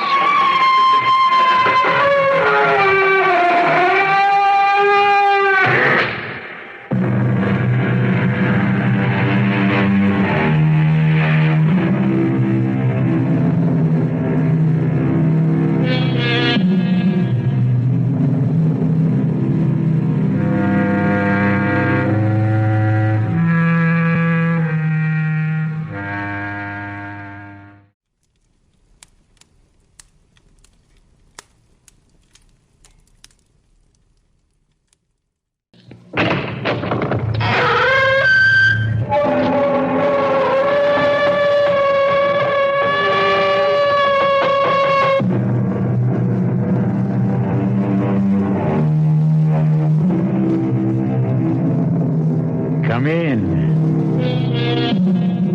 Welcome. I'm E.G. Marshall. Welcome to a world of terror. To those of you who have never experienced terror, it is but a word, quite meaningless, really, altogether without substance. But to those who have felt its icy touch, it has the same mind-shattering meaning it had for Jane Prentice when Iris Patterson told her, "You'll just have to pretend you know nothing about all this. Act like a bride." Like a bride? No, I can't. It's up to you. You're really in no danger at this point. You won't be till you sign the insurance application. I won't sign it. You'll have to, so you don't arouse his suspicions. Oh, and one thing more. Yes? Whatever you do, don't cross him. Do as he says, precisely as he says. Always. Or we may not be able to save you.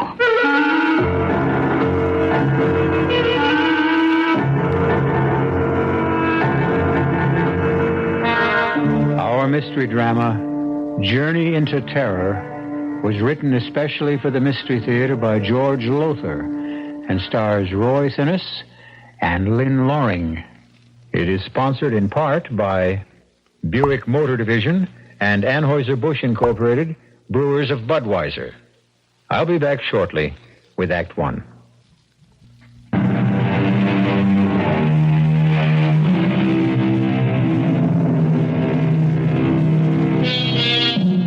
We never know what the morrow may bring, do we? Indeed, what unexpected turn of fate may change our lives within the next hour. The truth is, we may well see but ignore telltale signs which warn us of danger ahead. And when the blow falls, wonder how in the world we could have failed to take heed. Jane Stoddard took no notice of the telltale signs and as a result faced death in a horrible form. I certainly admire the way you're taking the sudden change in our honeymoon plans, Jane. You're a real sport. Nonsense, Tom. Whither thou goest, I will go. To Detroit instead of the Bahamas on your honeymoon? It's not your fault your wealthy client lives here instead of Nassau. Patient, Jane, patient, not client. A very handsome and talented one. Do you have patients all over the country? All over the world. You mean we're going to be traveling constantly? Oh, no. My practice is mainly in New York, but now and again I'm called into consultation. We'll have fun, sweetheart. You'll see. And now I'd better get a move on, or my patient will find himself another doctor. Will you be long? No, a few hours. Why don't you get out of this hotel and do some shopping? Maybe. But right now, I think I'll just stretch out and rest a bit. Good. Then you'll be in great shape for the theater tonight and some dancing later. See you in a few hours, sweetheart. Darling. Bye now. Bye, dearest.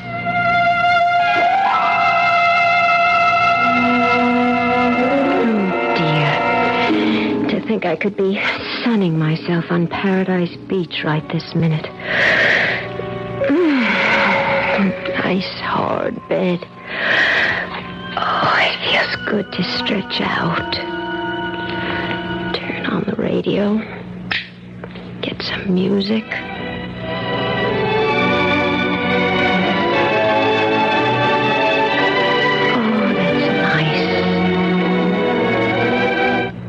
We interrupt for a special bulletin. The body of a woman, a newly married bride, was found less than an hour ago in her palatial Shaker Heights home.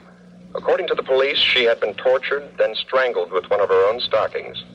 The coroner has established the time of death as having occurred about 48 hours ago. Fine honeymoon. Going in a hotel room listening to the latest murder report. Yes? Mrs. Stoddard. Mrs. Thomas Stoddard? Yes? I'm calling from the lobby, Mrs. Stoddard. You don't know me, but my name is Iris Patterson. I know you're alone at the moment. I saw your husband leave the hotel just a few minutes ago. What is it you want? I want to come up and talk with you. About what? It's an urgent matter, Mrs. Stoddard. In fact, and please don't be upset now. It's a matter of life and death. Life and death? Whose? yours, I'm afraid.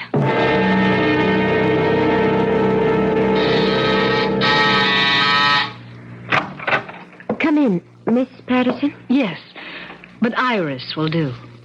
My credentials. New York City Police. Special Branch Detective Division. You're a detective? Yes. Well, what in the world do you want with me?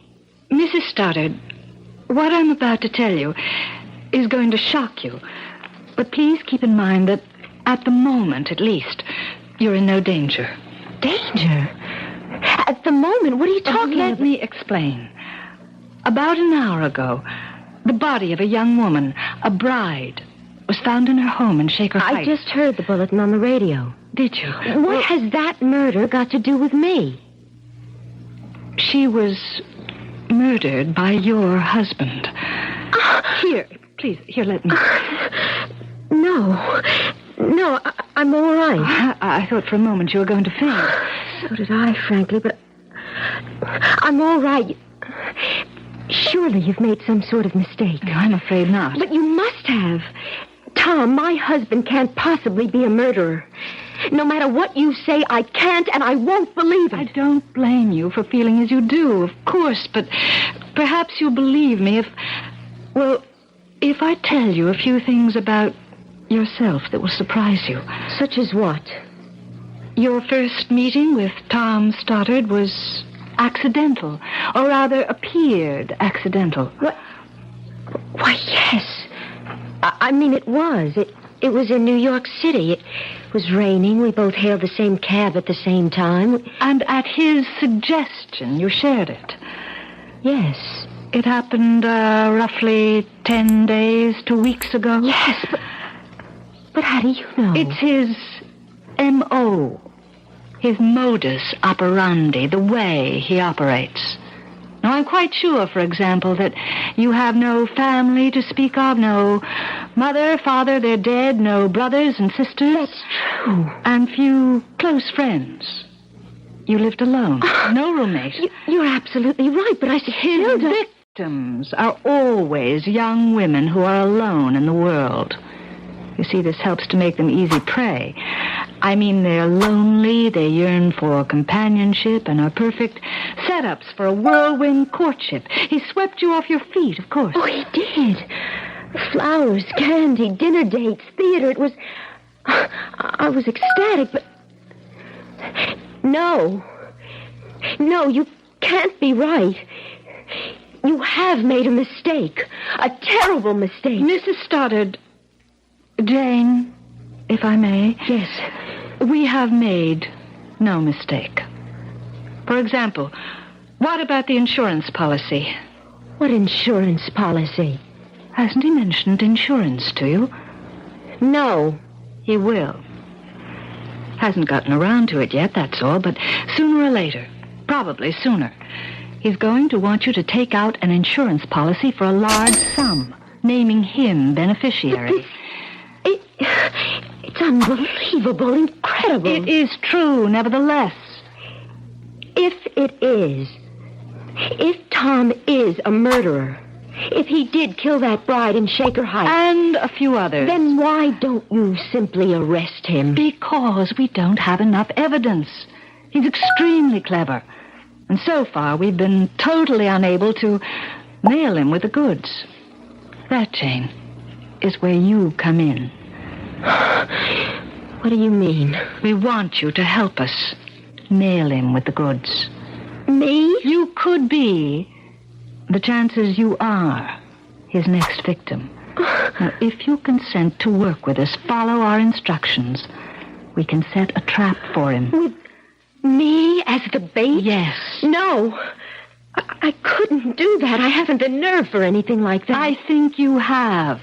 And just remember, you're in no danger at the moment. You won't be until you sign your name to an insurance policy. But, look, wait a minute. There's one thing I don't understand. What? Tom wasn't married to that young bride in Shaker Heights, was he? No. Well? He marries his brides for money. He kills others for kills. Oh, good Lord. If you'll help us, just work along with us, follow our instructions, you will have a better chance of saving yourself than if you don't. What do you want me to do? For the time being, nothing. Except to, well, just act like a bride. In other words, do nothing to arouse his suspicions. I can't do it. I just can't. It's up to you, Jane. Of course. If you feel you can't, well, you can't. But as I said, you're in no real danger now, and you won't be until he brings up that little matter of insurance. Jane, you can do it. You must. All right. Good girl. Now, one thing more. Yes? He doesn't remain long in one place. He kills and runs, you might say. He'll probably suggest leaving Detroit and going somewhere else. If he does, and we're positive he will, go along with him. Don't cross him. Don't ever cross him. One false move could mean sudden death, Jane. Sudden and agonizing death.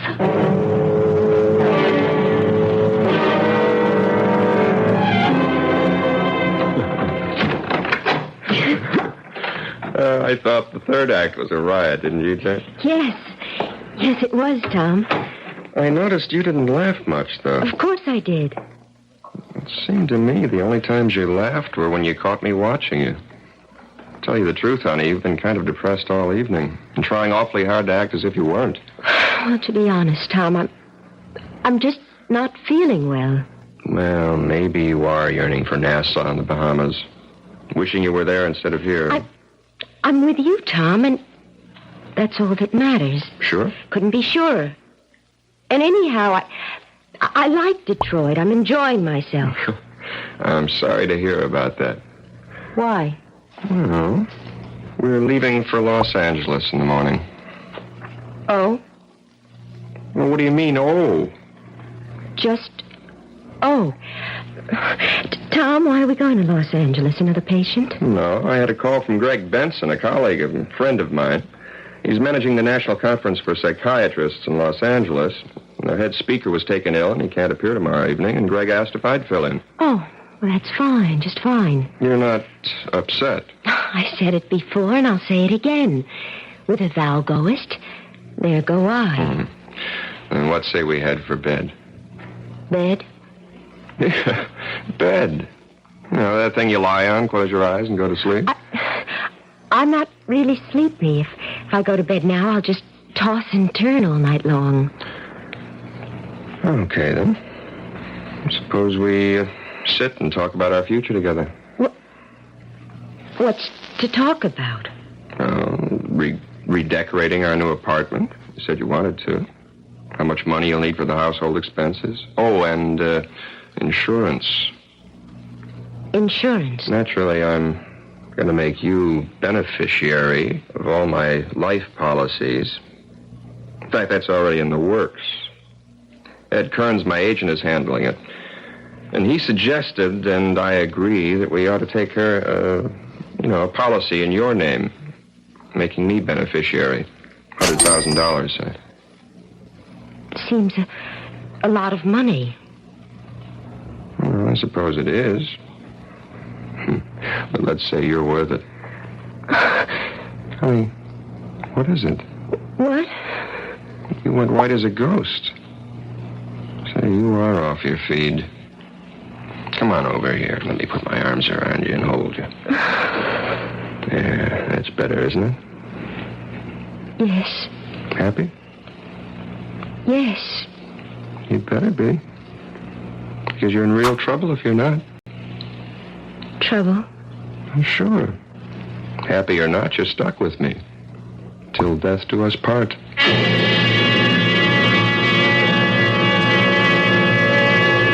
It would appear that Tom Stoddard is not only a murderer, but a murderer with a sardonic sense of humor.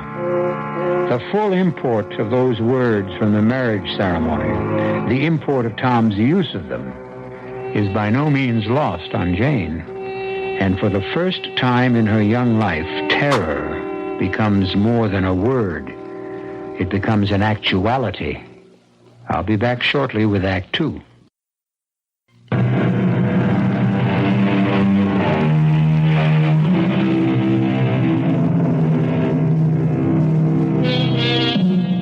Young and pretty Jane Stoddard has taken the first steps on a journey of terror as she realizes she has married a murderer, a man who tortures and strangles brides for money and for thrills. Detective Iris Patterson of the New York Police Department has warned Jane that Tom Stoddard kills and runs. And now, as Jane finds herself with him in a Los Angeles hotel suite... So, once again, my darling, I'm off. A fine honeymoon I'm giving you. Where's the conference being held, Tom? Belmonte Hotel. Why? I just wondered. You didn't say, and if I wanted to get hold of you for any reason. Don't. Don't? Don't even want to get a hold of me. I'm going to be up to my ears in work. Oh. Well, all right. I'll see you later.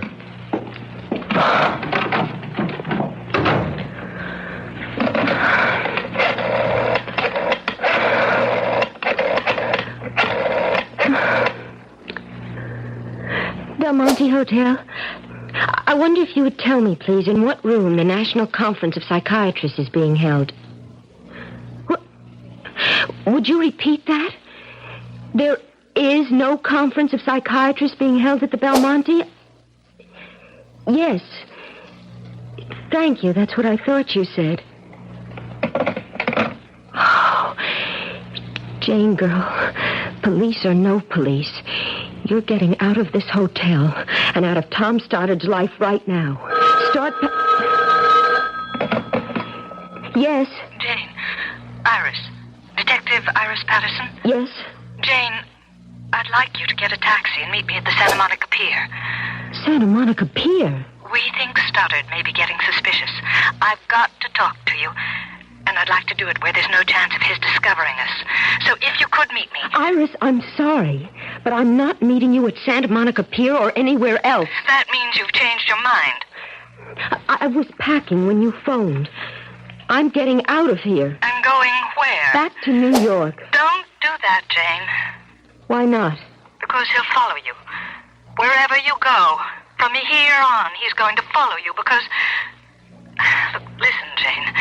There's a lot you don't understand, and I ought to explain. You can't run away from Stoddard. If you try, you'll be sealing your own death warrant. Jane, please, for your own safety, meet me at Santa Monica Pier. If you still want out after that, okay. All right. I'll meet you. When? Half an hour. I'll be watching for you.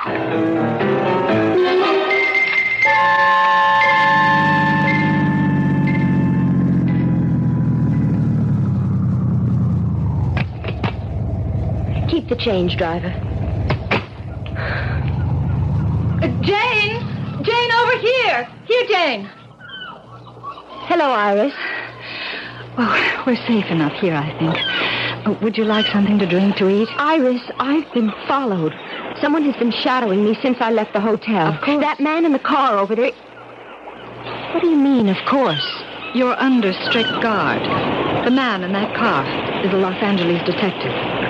Oh, I'd forgotten I was being held under surveillance. Well, you feel safer. Much. You're half an hour late, though. What happened? Iris, I'm sorry, but... Well, you won't believe this. I couldn't find the pantyhose that go with this dress. I hunted high and low, and What's the matter? Nothing. Nothing. Iris, there is something. The second I mentioned pantyhose, you got a funny look on your face. Okay.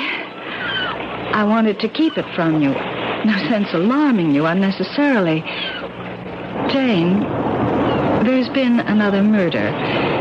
Here in L.A. A bride strangled with a pair of pantyhose after being tortured. No. Iris, that does it. I'm getting as far from Tom Stoddard as I can. Jane, Another girl who married Tom Stoddard became afraid of him, left him, and tried to hide from him, and, well, it took him 2 years to find her and kill her. But he found her, and he killed her. No! The simple truth is your safety lies in our arresting Stoddard, with enough evidence to put him behind bars for life. Now tell me, Jane, has he mentioned that insurance policy yet? Yes.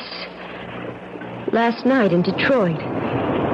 He wants to take out a $100,000 policy on my life, with him as beneficiary. You didn't sign anything, an application for the insurance? No. Well, then you have nothing to worry about until he asks you to sign.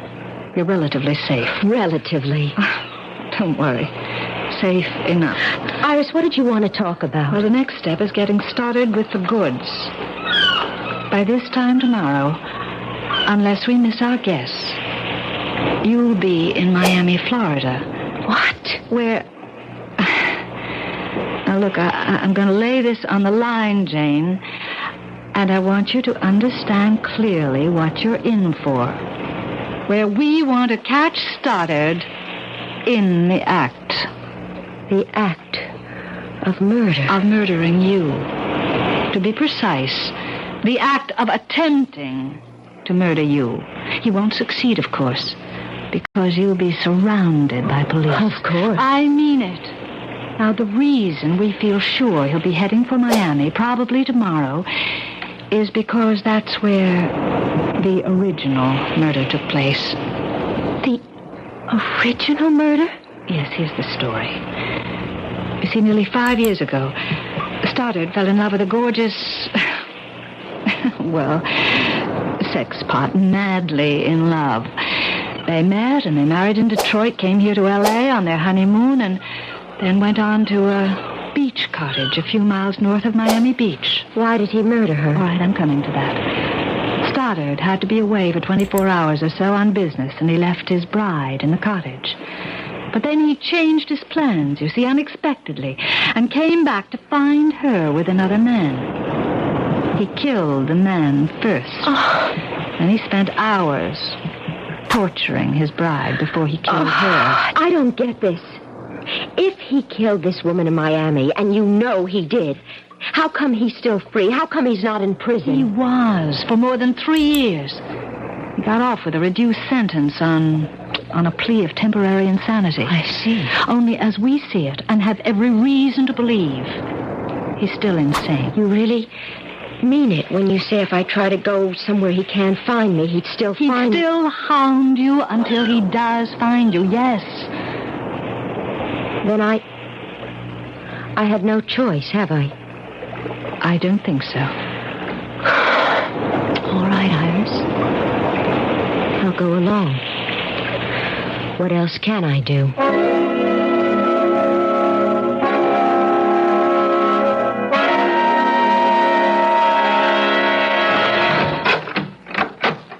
Honey, I'm back. Coming. I was just fixing my hair. Oh, now you can fix me up with a welcome home kiss. Well, what did you do with yourself while I was at the conference today? Oh, this and that. I went for a walk, some shopping, sat by the pool. Didn't swim? Too chilly. Tom, how did things go at the conference? Oh, fine. Just fine. Don't you believe me? Of course. Why the funny look? Funny look? No funny look. Oh, yes. You looked, I don't know, funny. I don't know what you're talking about. Well, to be plain about it, honey, I kind of get the feeling you don't trust me or something.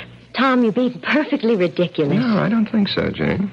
Either you're hiding something from me or you're very upset about something. Now, which is it? Come on, what is it? Nothing. Honestly, Tom, nothing. Jane, there is something. Now, what is it? Let's have it. Tom, really. Jane, I'm no fool. I know when something's wrong, and something is wrong. Now, what is it? You what? I did want to get in touch with you today. I felt just so awfully lonely, Tom, and I phoned you at the Belmonte Hotel. Well, what'd you phone me there for? To get in touch with you. What else? I wasn't there. What would I have been doing there? You said you were going to the National Conference of Psychiatrists, didn't you? I did. And you said it was being held at the Belmonte, didn't you? No, I didn't. How could I when it was being held at the Beverly Towers? You said the Belmonte. I said the Beverly Towers. Did you try there? Of course not. No, of course not. Well, why should you if you misunderstood what I said this morning? You know what? I think you're fed up with this whole so-called honeymoon, which so far hasn't been any kind of a honeymoon at all. No, Yes, I think so. And now I've got another surprise for you, and this time a pleasant one. You want to hear it?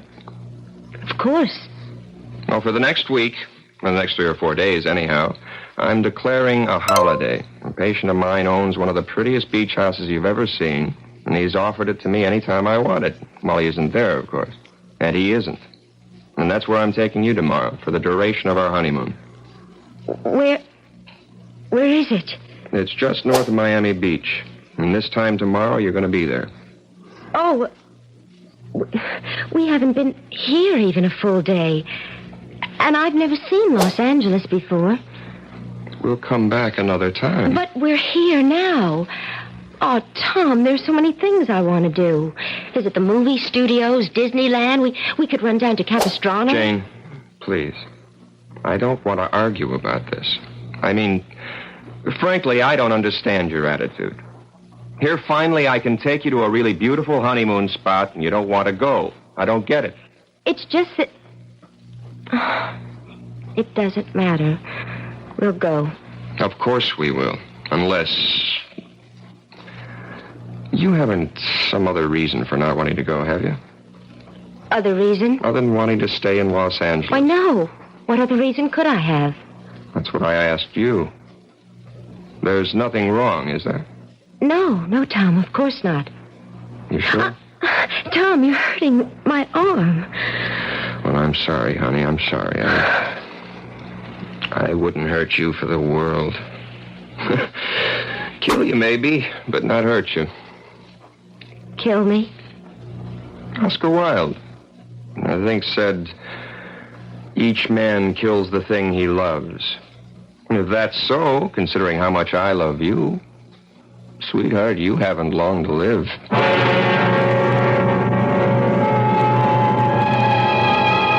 So Jane Stoddard moves along step by step on her journey into terror.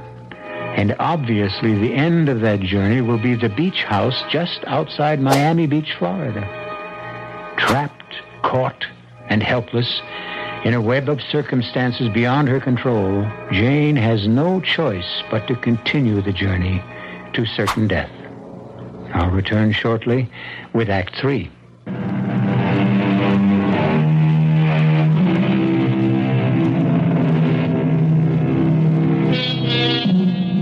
How strange, how inexplicable are the workings of fate. How curious, too, that the fearful things that happen to others we never consider may happen to us. Could we, any of us, ever find ourselves married to a murderer, as Jane finds herself married to Tom Stoddard?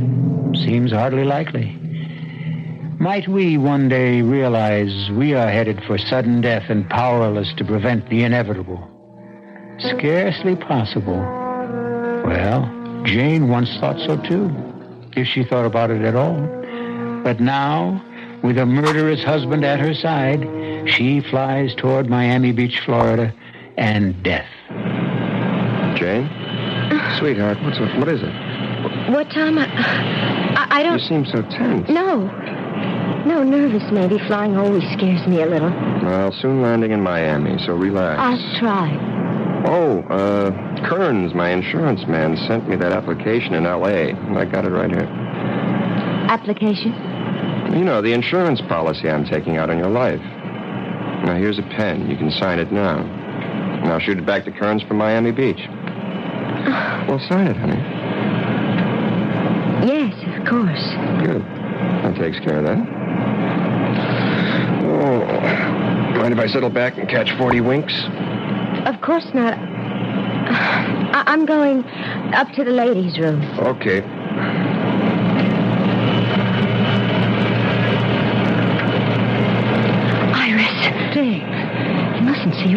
to me? He's taking a nap.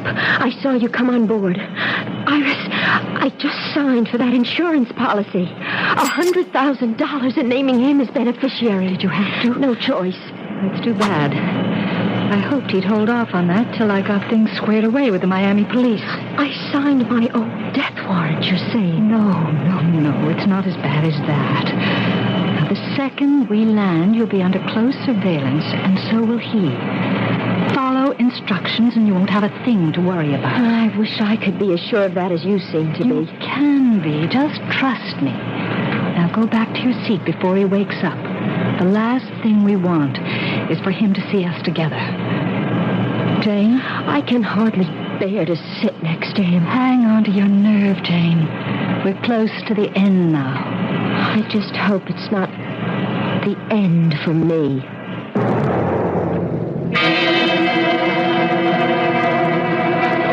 Well, what did I tell you?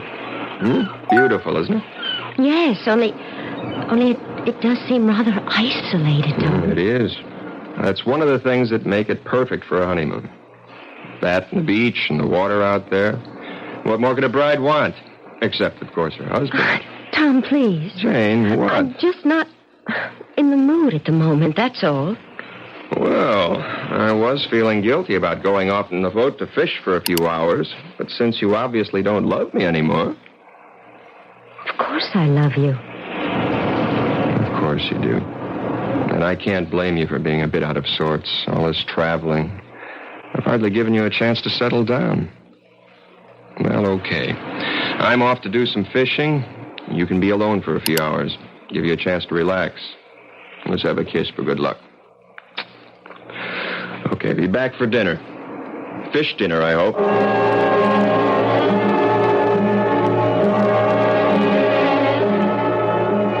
Jane? Oh, Iris, thank heaven you're here. Tom's gone fishing. Yes, we know. We watched him leaving the boat half an hour ago. We? Myself and 2 detectives assigned to the case. Now, look, Jane, I've got something to tell you you're not going to like. Just try to keep calm, will you? Yes. All right, here it is. We're quite sure, Detectives Allen and Varney and I, that Stoddard will attempt to kill you tonight. Why tonight? It's the anniversary of the night he murdered his first wife and her lover in this cottage. No. Don't look so frightened, Jane. In a way, you ought to feel relieved. After tonight, it'll all be over. For me, maybe. Not a chance. I said we're sure he'll attempt to murder you, but we're also sure he'll fail. How can you be so sure? Oh, well, we just are. You're evading me, Iris. What makes you sure? I didn't want to make things harder for you, Jane, but, well, there's the torture. Torture? Yes. Are you telling me you're going to let him torture me before you move in? I'm not telling you anything of the sort. What I'm saying is that we've got to let him make the first move.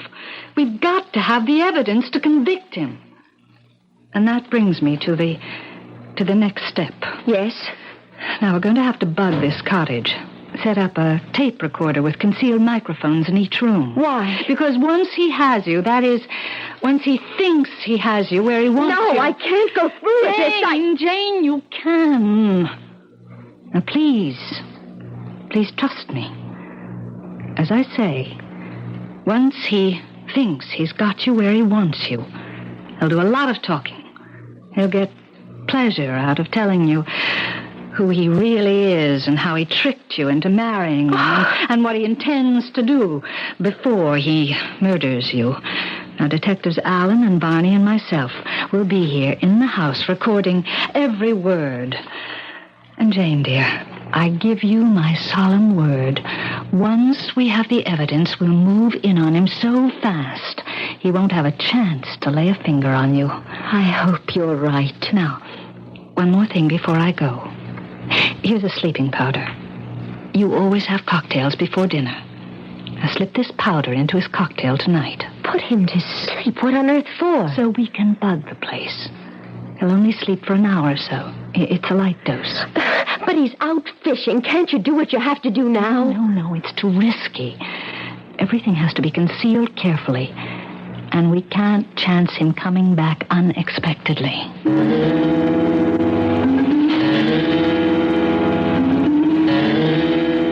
Home as a sailor, home from the sea, without a single fish to show for it. Oh, Tom, no luck? Oh, lots of it. All bad. But you should have seen the one that got away. Well, at least I can drown my sorrow in a couple of dry martinis. You? Yes, I'll mix them. No, I'll do it. You relax now. I've been doing it all afternoon. I may not be much of a cook, as I'm afraid you're going to discover at dinner, but I do know how to mix a dry martini. Well, dinner is only a dinner, but a good dry martini is a drink. Whatever that means. Well, it must mean something. I'll think about it. Well, what'll we do tonight after dinner? Get a drive to Miami Beach? Why don't we just stay here? Well, that's okay with you. Perfectly. It's going to be a full moon. We can sit on the beach and watch it come up over the horizon.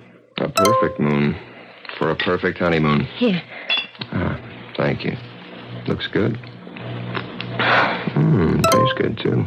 You make a fine dry martini. Thank you, sir. Let's have these out on the porch so we can watch the sunset. Huh? Good idea. Oh, this deck chair feels good. I'm more worn out from fishing than I thought. You've had a lot of air and sun. That sun was hot and bright. Even with sunglasses, the glare was hard in my eyes. You didn't put anything in this martini, did you? No.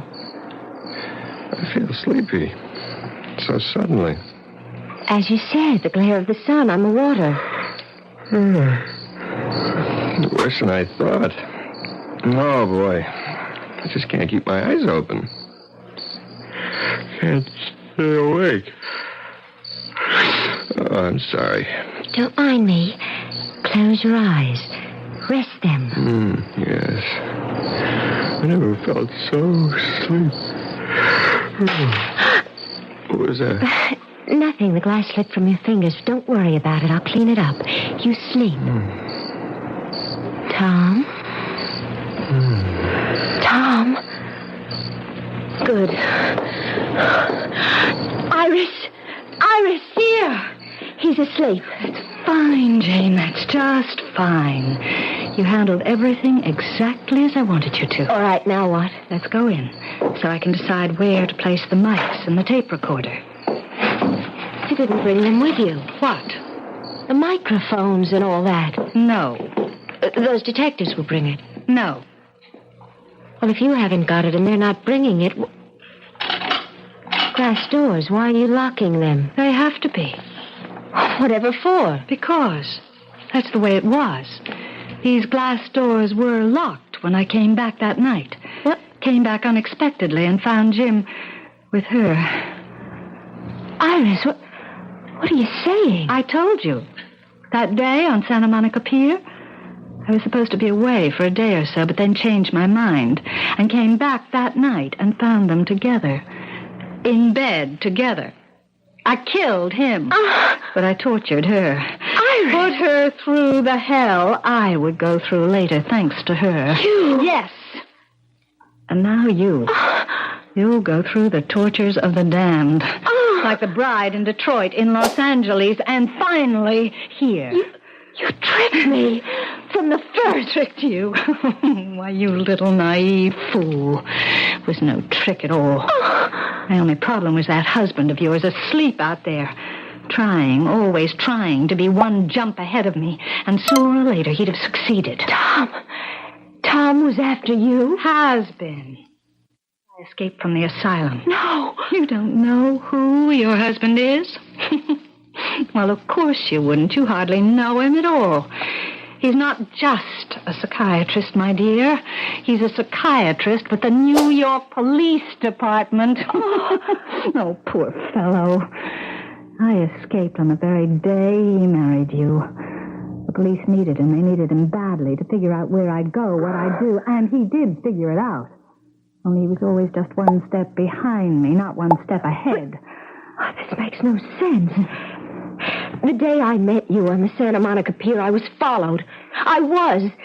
The man in the car following me, you said he was a detective working with you. With your husband, silly. No. Not me. Yes, you were being guarded, tailed everywhere you went. But not by me, by your husband. Why didn't they catch you? You and I sat there on the pier. That man in the car couldn't do a thing without endangering your life because I had this. And could have plunged it into you the minute he made a move. A knife. Long enough to reach your heart. Sharp enough to do to you what I did to her. No. Before I strangled her. Slowly strangled her. No. Oh, please. Stand still. Oh, don't back away. Yeah, that's all right. Move back. Just keep moving back into that corner where I can get at you with this knife. Where I can start working on you. A little cut here, a nick there, a stab in just the right place. Making it last. The torture.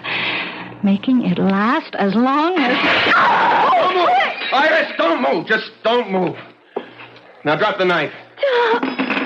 Oh, Tom, I put a sleeping powder in your drink. A drink I threw away when I said I'd join you on the porch. Yes, Iris, I have been one step behind you. But this time, thank God, I've been one step ahead of you.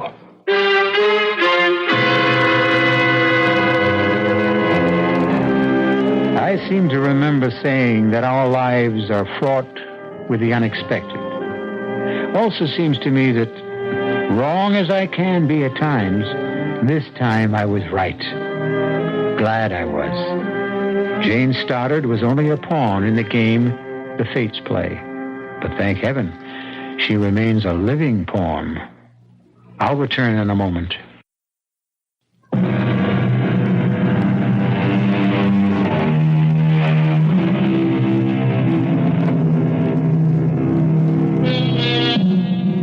Iris is once again safe behind institutional walls, you'll be happy to know.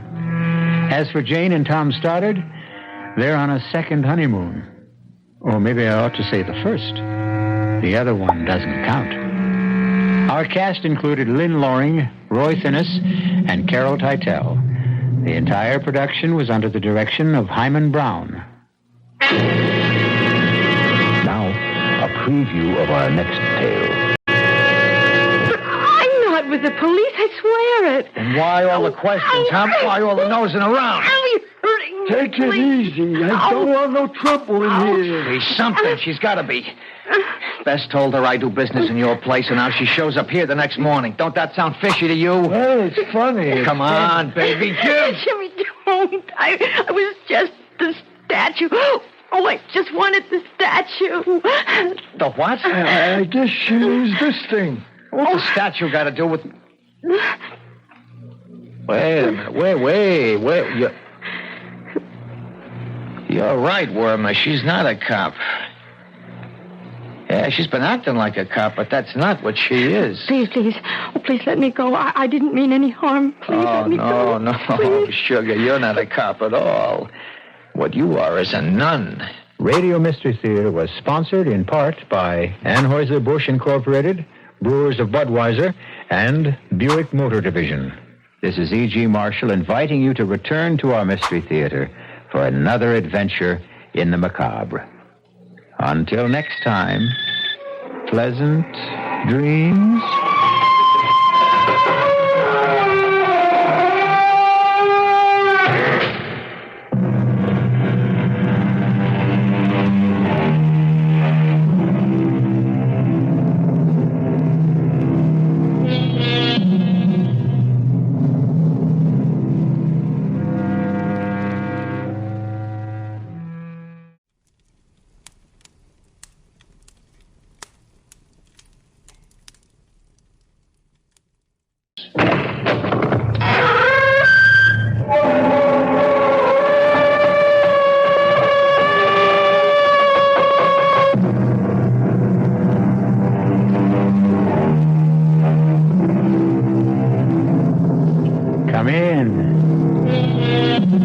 Welcome. I'm E.G. Marshall. Welcome to our house. It's a haunted house, we admit. Haunted by strange creatures hidden terrors, the cries of spirits, and the moans of unravaged victims. But it's a pleasant place to visit, even if you wouldn't want to live here. We're going to introduce you to a most unusual heroine. Not the sort of woman you might expect to encounter in a story of crime and violence. No, Mr. Warner, this one is not a cop. She's been acting like a cop, but that's not what she is. Please. Oh, please let me go. I didn't mean any harm. Oh, no, sugar. You're no cop at all. What you are is a nun.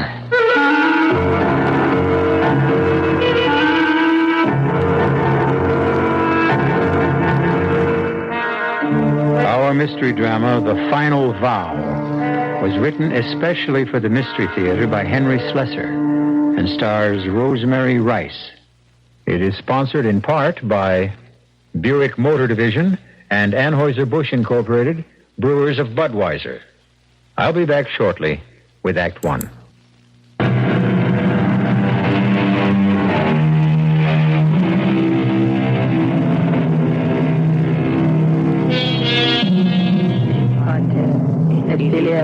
Et Spiritus Sancte. Amen. Pater noster, qui es in coeles, sanctificuri nomen tuum, adveniat regnum tuum, fiat voluntas tua sicut. You're hearing a familiar sound at the Holy Name Convent. The sound of the Holy Sisters at their devotions. But if you had been allowed to enter the chapel and seen the faces half hidden among the folds of their wimples, you may have seen something more than sacred concentration, because one of their number is missing. Sister Pamela? Sister, are you in there? Yes, I'm here. Come in. Oh, Sister Pamela, you've been crying. No, I'm all right. I'm just not feeling very well. I asked Reverend Mother if I could be excused this morning. Now, you can't fool me. I can see rivers on your cheeks, Sister. Now, you've done nothing but cry for weeks. Sorry, Sister Jim, I tried so hard to hide. Why can't you be happy, dear? Don't you know it's spring? Can't you feel God's love for the world when you see a day like this? It's my fault, Sister Jim. I can only blame myself. Oh, nonsense. There's no one to blame. You're young, child.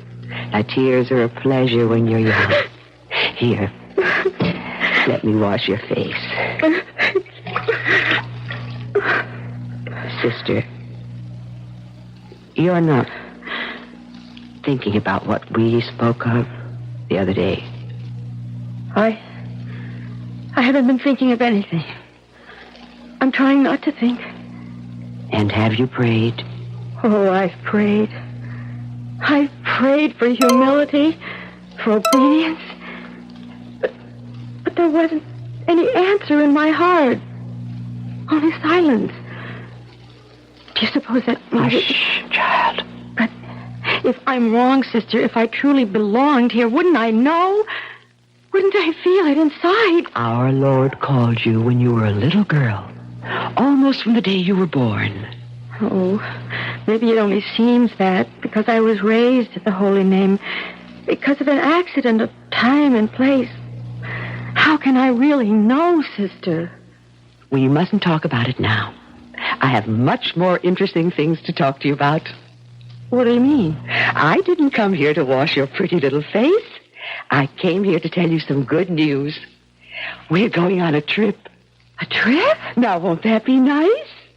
Why, it's just what you need, I think. A nice little journey somewhere. And Reverend Mother wants to talk to you about it. That's what I came to tell you. She wants to see me now? Yes, child. Right now.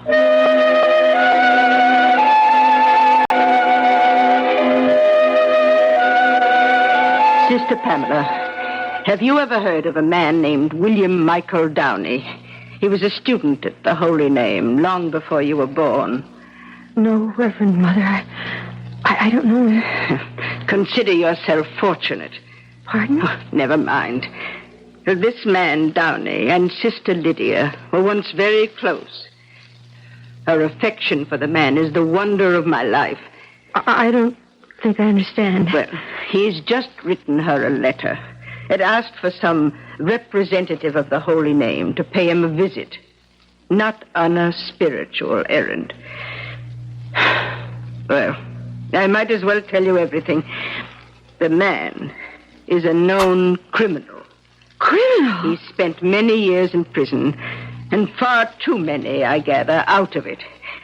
His crimes have earned him a certain amount of material success, even a degree of false respectability. Do you know what I'm talking about, sister? I think so. That I am sending you and Sister Jem to see him. It's only a day's journey. Now, you'll have to take the train into the city. If you left tomorrow morning, you could return by Saturday or even Friday evening. But, Reverend Mother... I'm sure the trip will do you good, sister. I know how peaked you've been lately. May I speak, Reverend Mother? Very well. There's something I've been wanting to talk to you about. Something about myself. Please, sister, not now. This errand is a duty we owe Sister Lydia. As you know, the poor woman is dying. Yes, I know, but... I'd send someone in your place, but you know the difficulties we've had with illness. Our students are suffering and our chores are neglected. Now, we can discuss any personal problems you have on your return. Yes, Reverend Mother. Sister Therese will give you your instructions about the journey. Don't be afraid of this man, Downey. Your strength is greater than his. And Sister Pamela, one more thing. Yes? Take good care of Sister Jem. She may not have your courage.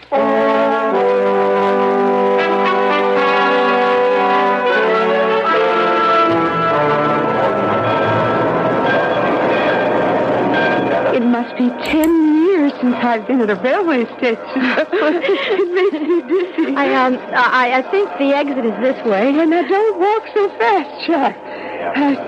Did Sister Therese say it was very far to Mr. Downey's house? Oh, not very far. She said we could reach it by bus or taxi. Oh, well, let's take a taxi, dear. I really am exhausted. Oh, poor Sister Jem. This is a long trip for you. Well, I don't mind. For Sister Lydia's sake.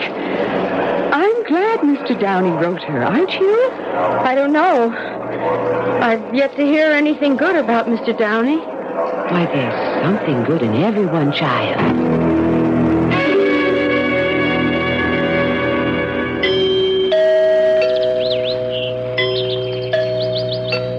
Did you hear the chimes? It sounds like the bell in our tower. Oh, it's quite a grand house. Well, so you're here. Mr. Downey? Yeah, I'm here. Come in, sisters. I'm Sister Pamela, and this is Sister Jem from the Holy Name. Yeah, I know where you're from, sisters. Come in, sit down. Oh, thank you. I am a bit tired. Can I offer you something? A drink, maybe? No, I mean, water or something. Well, not for me, thank you. No, thank you, Mr. Downey. We stopped off in a restaurant before we came here. Yeah, fine. Well, how's Sister Lydia? She's all right, but as you know, she was too ill to make this journey. Yeah. She's a funny woman. It's 40 years since I left the Holy Name. She still writes to me. I got a card at Easter, a card at Christmas, a letter on my birthday. I got a hunch she even mentions me in her prayers. Well, you should be very glad. Right. You think your prayers have helped me? I do, yes. Oh, and have all your prayers been successful, sister? Your home is lovely.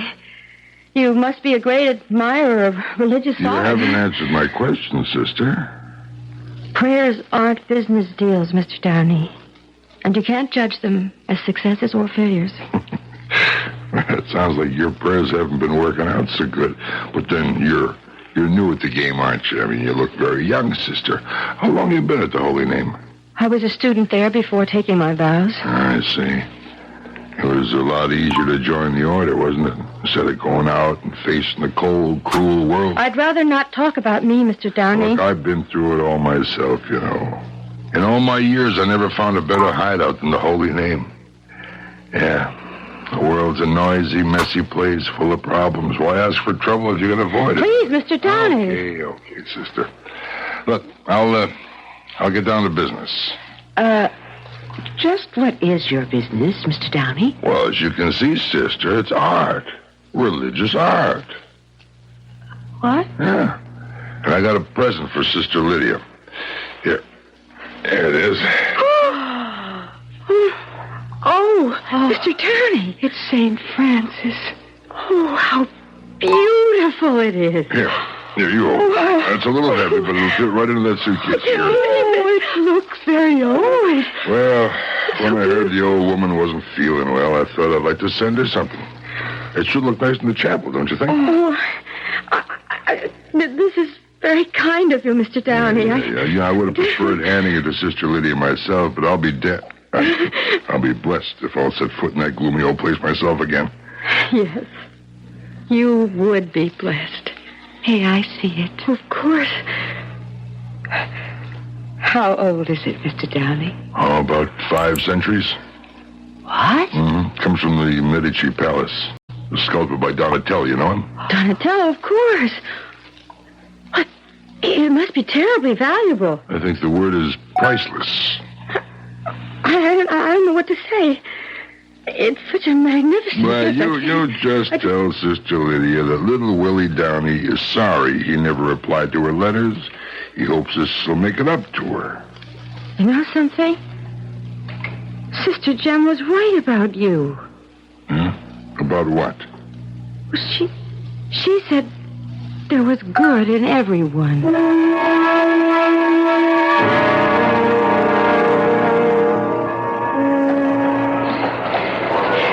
Let me carry the suitcase for a while, dear. It's so awfully heavy. No, it's all right. Now, are you sure about the train time? Well, maybe I'd better look at the schedule again. I just can't figure out all those tiny little numbers, even if I could see them without my glasses. Let's see. Sister Therese said there would be a train at 7:45. Oh, dear. Well, that's almost an hour from now. I'm sure there must be an earlier one. Yes, here it is. The next train's at 6:39 lower level. Oh, that's only 3 minutes from now. We'll have to hurry. Oh, dear. I hope we make it. All we can do is try. Can I help you, sister? What? Hey, let me help you with that suitcase. It looks pretty heavy. No, I think I can manage. Well, come to think of it. Yes, thank you. Would you? Okay. You going to the lower level? Yes. To the Bromwell train, track 40. It leaves very soon, I'm afraid. Don't worry. We'll make it. Come along, Jim. Oh, thank heaven for that young man. Oh, I wish he wouldn't walk so fast. Oh, maybe this is a mistake. Sister, maybe we better wait for the 7:45. Please, it's just a little ways longer, Sister Jem. Can you see him? No, the crowds are so thick. So thick. He can make it. He must be waiting for us at the gate. There it is, gate 40. I don't see anyone. Perhaps he went on the train. For what? Why would he do that? I don't know. Why isn't he here? Charles, look. They're closing the gate. We've missed the train. Where's the young man? Why isn't he here? Oh, Sister Jem, he's not here. Where could he be? I don't know. You don't possibly think he... No. It can't be. He was just being polite. He wanted to help. Oh, Charles, why did you trust him? Why? He's got to be here, Sister Jem. He's just got to be here with the statue.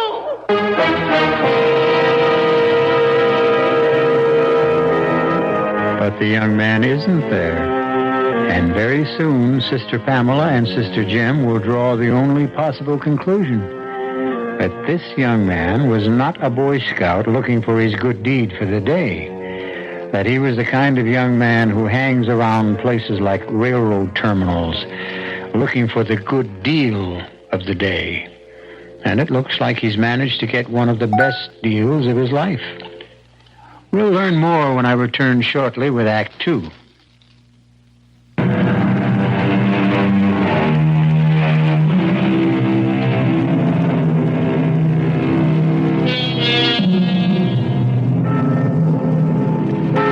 Even the bells of the Holy Name Convent have a sad and hollow sound today as Sister Pamela sits with head bowed before the Reverend Mother and listens to a different kind of litany from her lips. Are you a child, an infant? God gave you a brain. Do you think your vows excused you from having common sense, did you? No, Reverend Mother. You were given a trust, sister, a sacred trust. No matter how wicked that man Downey is, his gift was an offer of repentance. I won't even speak of its material value. Please, Reverend Mother, I've said how sorry I am. Yes, I know you want forgiveness. That would be simple for both of us, wouldn't it? All right, Sister Pamela. You have my forgiveness. Only, what shall I give Sister Lydia? Our sincere regrets. Do you know what that statue would have meant to her? To hold it in her hands, to know who gave it? Can't you see it? It was more than a gift to the holy name. It was her reward for a lifetime of devotion and faith. Well, perhaps the police will find it. I pray for that, Reverend Mother. It's all I pray for. We're all praying, sister. All right. What happened at the police station? Nothing, I'm afraid. They gave Sister Jem and me pictures to look at, pictures of men, criminals. We couldn't recognize the one in the terminal. Oh. Well, that lieutenant who was here, what was his name? Lieutenant Jacoby. Did he hold out any hope? Not very much. No, of course he couldn't. The thief was clever. He was probably accustomed to preying upon the innocent. And don't be too proud of that innocence, child. It isn't synonymous with virtue. Well, what next? Well, we're going back to the police headquarters this afternoon. They're going to have us look at some men, lineup, they call it. All right then, sister. I won't keep you any longer. Didn't you hear me? You can go. Reverend Mother, I wanted to say something. Then, please, say it. I wish to leave the order, Reverend Mother. Oh, you can't know what you're saying. I know, Reverend Mother. Sister, you're not a child. You must not respond to trouble like a child. I've thought about it. I've thought and prayed. When a child is naughty, it thinks of running away from home. Your home is with God, sister. You cannot run away from Him. I'm not running away from God. I wish to leave the order. I'm not suited, Reverend Mother. I've known that for some time. Mr. Downey was right about me. Mr. Downey? Why would anything that man said affect you? He said, some people retreat to God, advance towards Him. Well, that's what I've done. I've hidden myself from the world for the wrong reasons. Is that so bad, Sister Pamela? Sometimes we do the right things for the wrong reasons. But I haven't been honest. Not with myself, not with you, and not with God. What happened in that terminal was like a punishment. No, sister. If you had sent someone else, the statue would be here by now in the chapel, I know. Well, it may yet be. We can't know the future. I have to leave. There's no other way. I must.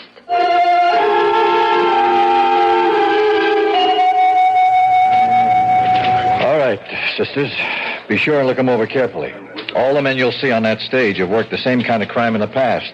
Helping women with their luggage and then helping themselves to the contents. Lieutenant Jacoby, do you think the man knows what he stole? Its true value? Oh, doubtful. His ignorance may work in our favor, so we're keeping the facts quiet.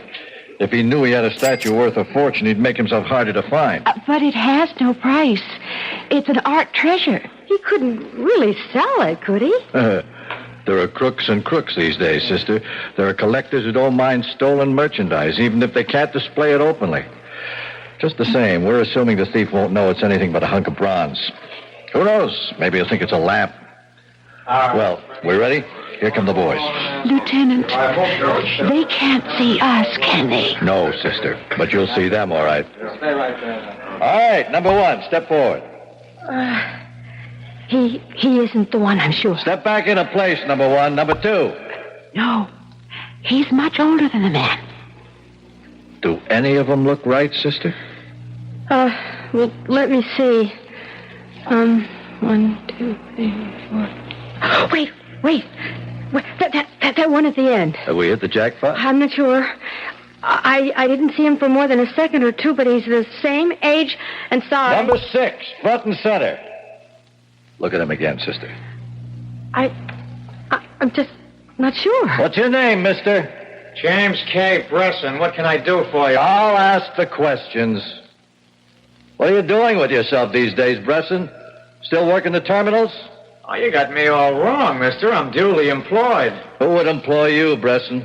I work for the Gramercy Printing Company over on 29th Street in the shipping department. Not snatching any more suitcases? I never snatched any suitcase. That last time was a bum rap. Well, what do you think? The voice. The voice sounds like him. Sister Jen, I never heard the voice. You ever go to church, Bresson? Yeah, how's that? You ever do much business with nuns? What is this? You trying to convert me? He could be the one. Sister Jim. No, I don't think so, child. Now, I remember a much taller man, a much thinner. Bresson, you were hanging around the Union Terminal on Friday night, weren't you? Friday? Say around 6:30? No, Friday night I was with my girl. You don't believe me? Ask her. I was at her apartment, 5 o'clock to midnight. What's the name of your girl? Her name's Bess Mackin. She lives at 200 Rice Avenue. I never left her for a minute. You see, child, he couldn't be the one. Don't let an alibi fool you. I'm sure he's not the one, Sister Pamela. Now, let's not make things worse by accusing an innocent man. No. I don't want to make things worse. Well, sister? No. I guess I'm not sure after all, Lieutenant. I'm not sure about anything.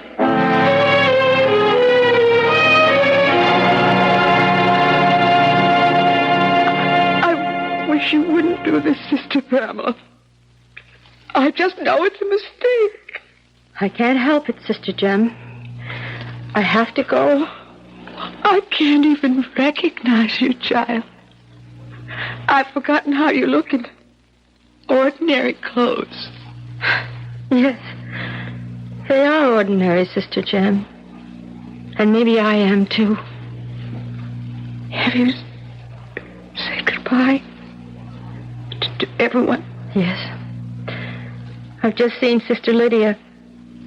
She was very weak, but she still managed to ask me that question. What question was that? About the statue of St. Francis. She asked if it had been recovered yet. Oh, dear. Then you know that they haven't told her it was stolen. Only that it was misplaced. Yes. She still thinks they'll find it. She still believes that she'll see it before she dies.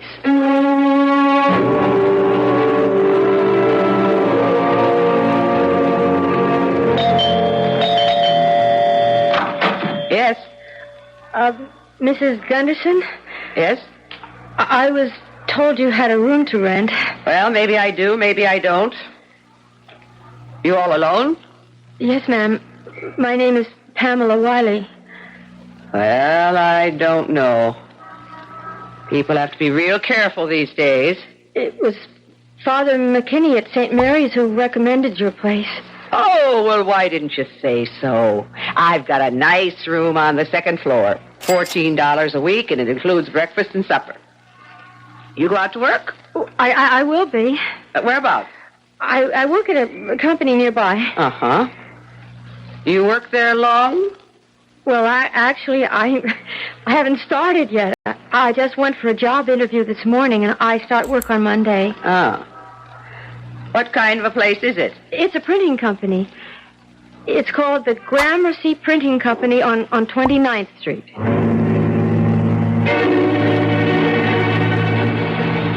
Hey, who's got the Fisher invoices? Come on, I need all them packing slips. Well, what happened to Bucktooth Betty?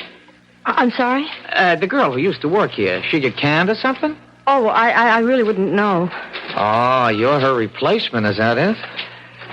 Oh, I gotta tell you, honey, you're some improvement. I suppose that's a compliment? Let me give you a tip about this place. Now, don't be an eager beaver. Nobody likes a hard worker. They spoil it for the rest of us. My name's Jimmy Bresson. What's yours? Pamela Wiley. Well, give me a hand, honey. What? Oh! Now, don't worry. I'm not going to hurt you. Just looking for the evidence. Wedding rings, engagement rings, and so forth. Now, everything checks out okay. And I mean everything. May I have my hand back, please? Listen, you live in town? And not in the sticks or anything like that. I live in the city, yes. Well, maybe we could take in a movie tonight. I'm sorry, I'm busy tonight. I'm busy most nights. Look, if you're afraid to go out with me alone... I mean, if you've been hearing things from some of the chicks around here... Oh, no, I haven't heard anything. Well, I'll tell you what, there's going to be a little party on Friday night. Just a few friends of mine. Some of them from the company. How about joining us? Well, I don't know if I can. Well, make an effort, okay? I'll give you the address. It's 200 Rice Avenue, apartment 4C. 4C. The name is Bess Mackin. Bess Mackin. Yeah, come around 9, okay? Yes, I'll try.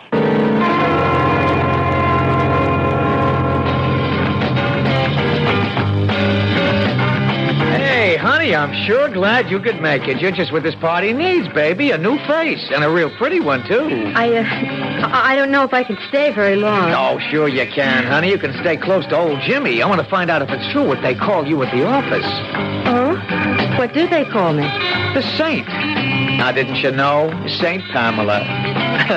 I don't mind that, honey. Saints are okay. They have a way of turning into sinners. Please, if you don't mind, I'm awfully warm. Well, that's what I'm trying to do, baby. Warm you up. Please take your hand away. Come on, Saint Pamela. I know what you need. You need some fun and games, and I'm the guy who knows all the rules. Don't stop it! There you are. Well, hi, you best, honey. Hey, I want you to meet somebody. I want you to meet Saint Pamela. Saint, this is my good friend, Bess Mackin. You bum. I saw what you were doing. Oh, just getting acquainted, that's all. Getting to know what a saint is like. Well, get out of here. This is my place, and I want you out of it. Oh, please, I didn't mean to cause any trouble. I'll leave. No, it's him I want out of here. Did you hear me, Jimmy? Get out! Sure, Bess, sure. I'm going. I'll be over at the Silver Crown if you get lonely for me. Oh, that bum. That miserable bum.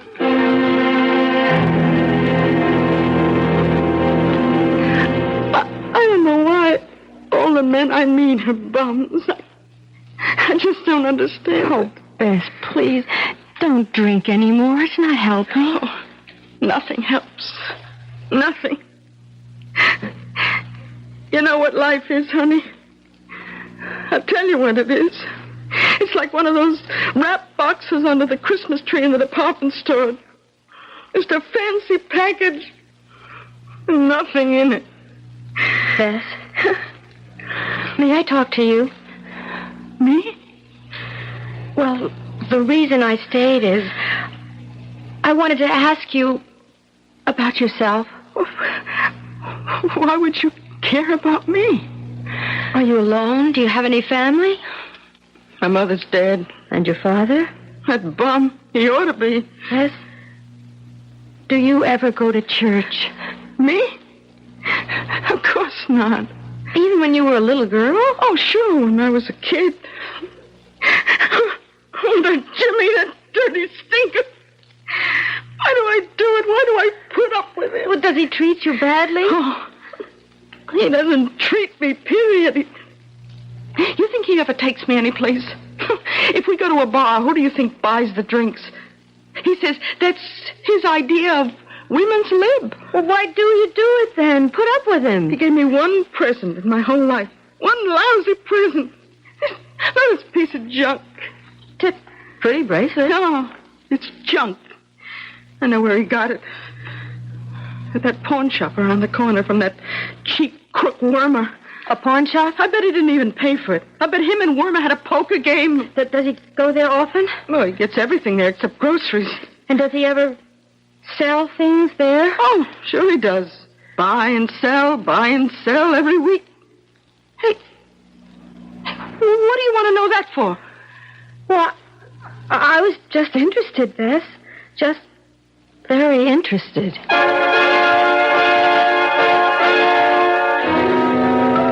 Well, Pamela Wiley, formerly Sister Pamela, seems to be on a crusade of her own. And like the crusaders before her, her goal is a sacred object. But the crusaders of the past had much trouble before they even reached their goal.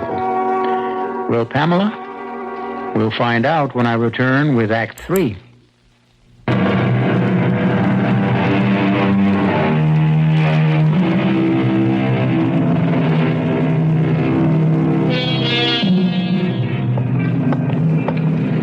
Pamela Wiley is taking one of the longest walks of her life.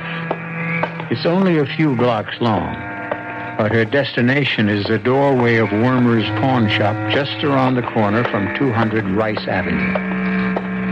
She pauses at the window, so covered in dust and grime that she cannot even see her reflection in the glass.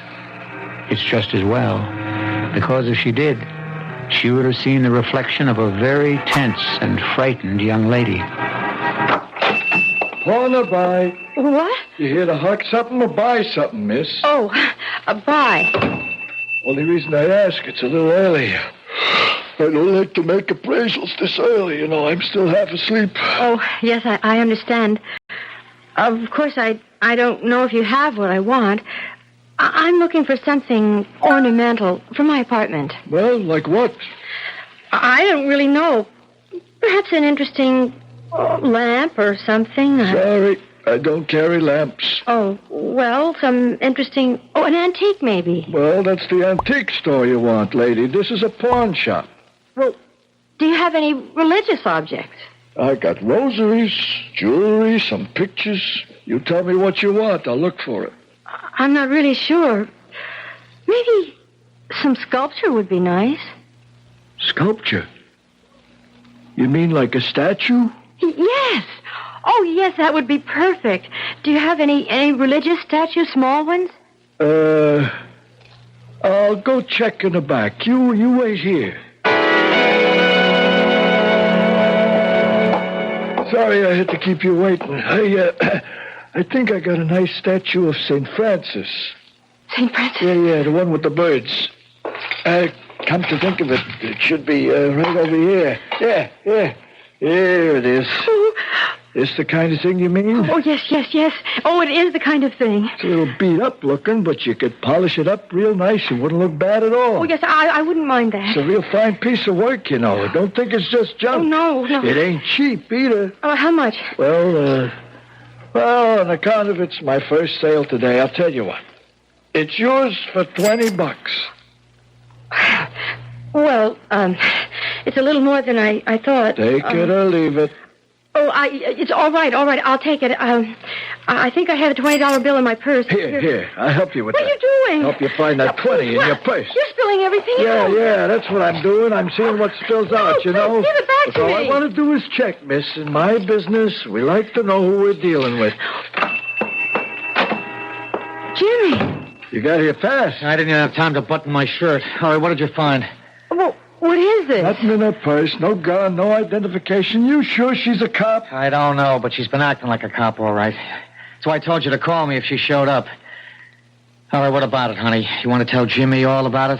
Please, I just came in to buy something. You were pumping Bess after the party. She told me about it last night when she came to the Silver Crown. But I'm not with the police, I swear it. And why all the questions, huh? Why all the nosing around? Take it easy. I don't want no trouble in here. She's something. She's got to be. Bess told her I do business in your place, and now she shows up here the next morning. Don't that sound fishy to you? Well, it's funny. Come on, baby. Give. Jimmy, don't. I was just the statue. Oh, I just wanted the statue. The what? I guess she used this thing. What's the statue got to do with... Wait a minute. Wait. You're right, Wormer. She's not a cop. Yeah, she's been acting like a cop, but that's not what she is. Please. Oh, please let me go. I didn't mean any harm. Please let me go. No, Please. Sugar, you're not a cop at all. What you are is a nun. Are you nuts? It was in her suitcase. I snatched it from her at Union Station. Only what's she doing here? Listen, I'm not a nun anymore. I left the order over a month ago. I had to find the statue, don't you see? It was a gift to the convent, and it meant so much to the... I told you it was bad luck robbing a nun. Shut up. I didn't come here to get you into trouble. I didn't want anything but the statue. I swear it. I swear it. Oh, you went to a lot of trouble, too, didn't you? You took that job at Gramercy just to get next to me. Yes, that's true. Can you beat that? You ever hear anything like that, Wormer? Let me see that statue. Here. It's valuable, Jimmy, but only to the church, only for its meaning, that's all. Valuable? Spiritual, I mean. It's not gold or anything, Jimmy, I swear it. Please, it's only bronze. She's right, Jimmy. I know gold. When I see it, it's a piece of junk. Give her the thing. Let her go. You jerk. You believe that junk about spiritual value? This thing is old. Yeah, I should have seen it before. It's maybe hundreds of years old. So what? It may be worth a fortune. Huh? Hey, you could be right. Some of this religious stuff runs into thousands. Yeah, maybe we could make a deal with some art collector. Yeah, we could handle it through Mike the broker. He'll know what it's worth. You want to bring Mike in on this? Why not? It's his specialty. But what about the girl? That depends. Please, Jimmy. You don't have to sell it. I'll pay whatever you ask. Well, how much, honey? Think you could scrape up a couple of grand? If you'll give me time. Now, you see what I mean? It is worth plenty. Now, you take the sister in the back room, Wormer, and we'll call Mike. We'll tell him to come to us. He won't do it. He'll come when he hears what we have. What happens if we make a deal? What about her? If the deal is good enough, it'll be worth anything. I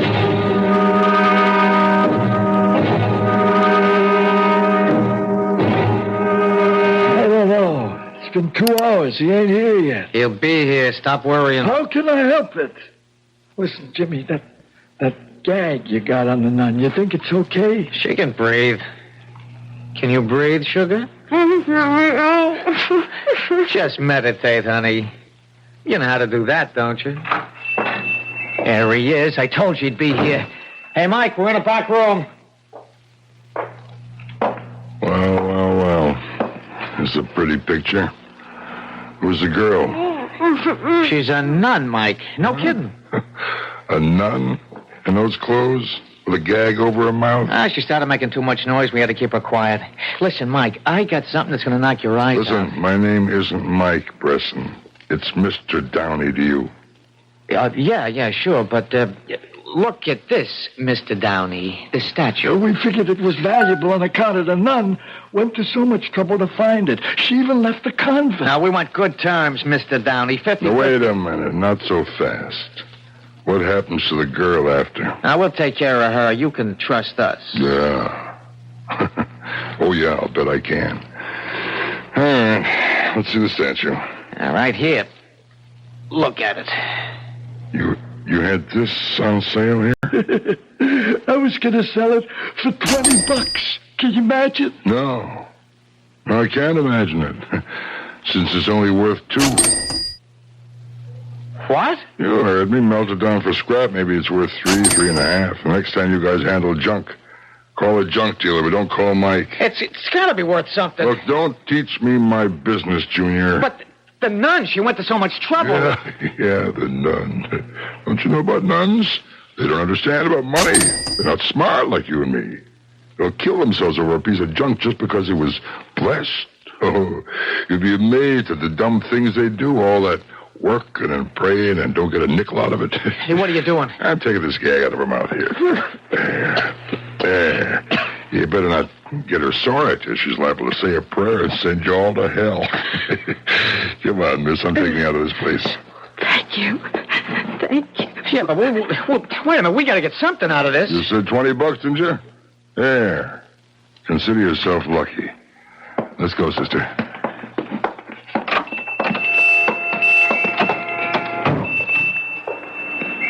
Oh, Mr. Downey, I don't know what to say. I don't know how to thank you. Just take the statue where it belongs, and say hello to God for me.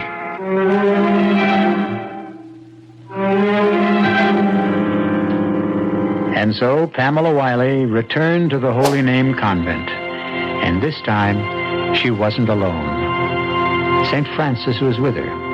And you'll be pleased to know that she was in time to place the statue before the dimming eyes of Sister Lydia. Nice to have a happy ending for a change, isn't it?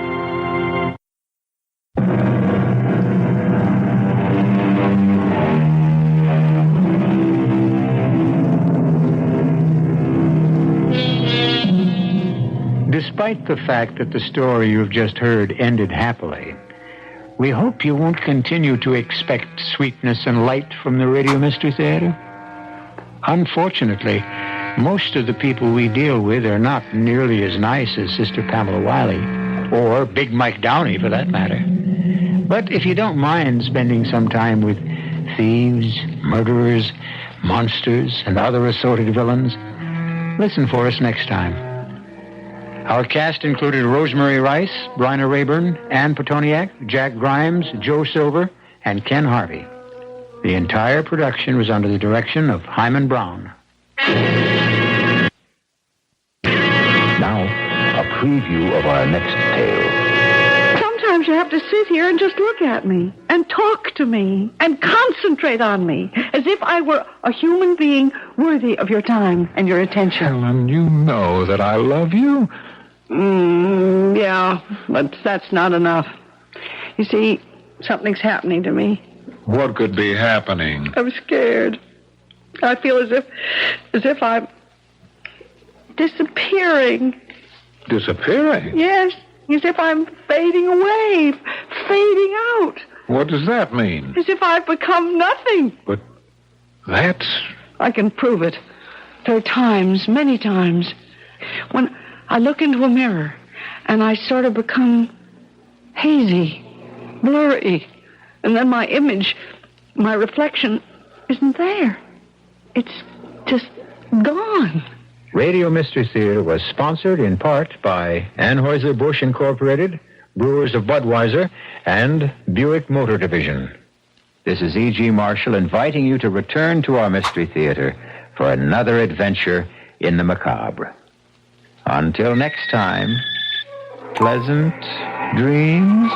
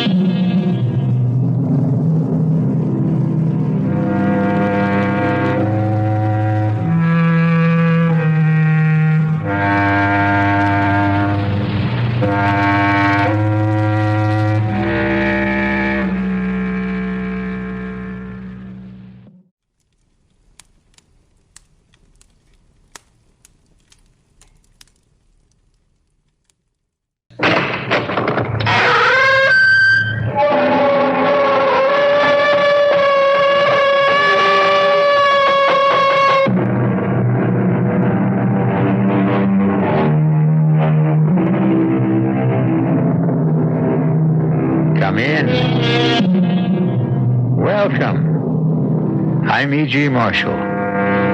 You've come to the right place. Here we present a unique kind of drama. Drama that uses your ears to stimulate your fears. The story you are about to hear concerns another part of the human anatomy. It's a tale about a very frightening pair of hands. Not because they're ugly or mutilated, or because they do evil things. On the contrary, the hands of our heroine do nothing at all. And therein lies her terror. But there's one other subject our story deals with, and it's the most mysterious of all, the human mind. I want to believe you, Doctor. Don't you know how much I want to believe you? Ah, but you'd much rather believe that I was a quack, a faker, even a criminal, perhaps? No, I want to be cured. Oh, I do. I want my hands back. Oh, dear God, I want my hands.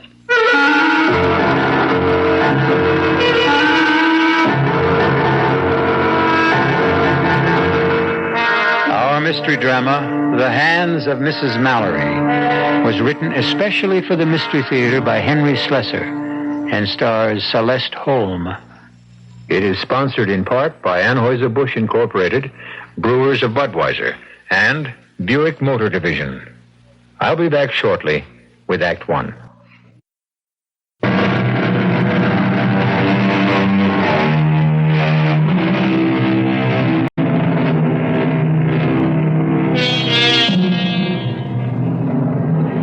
Think of the most beautiful day you can imagine.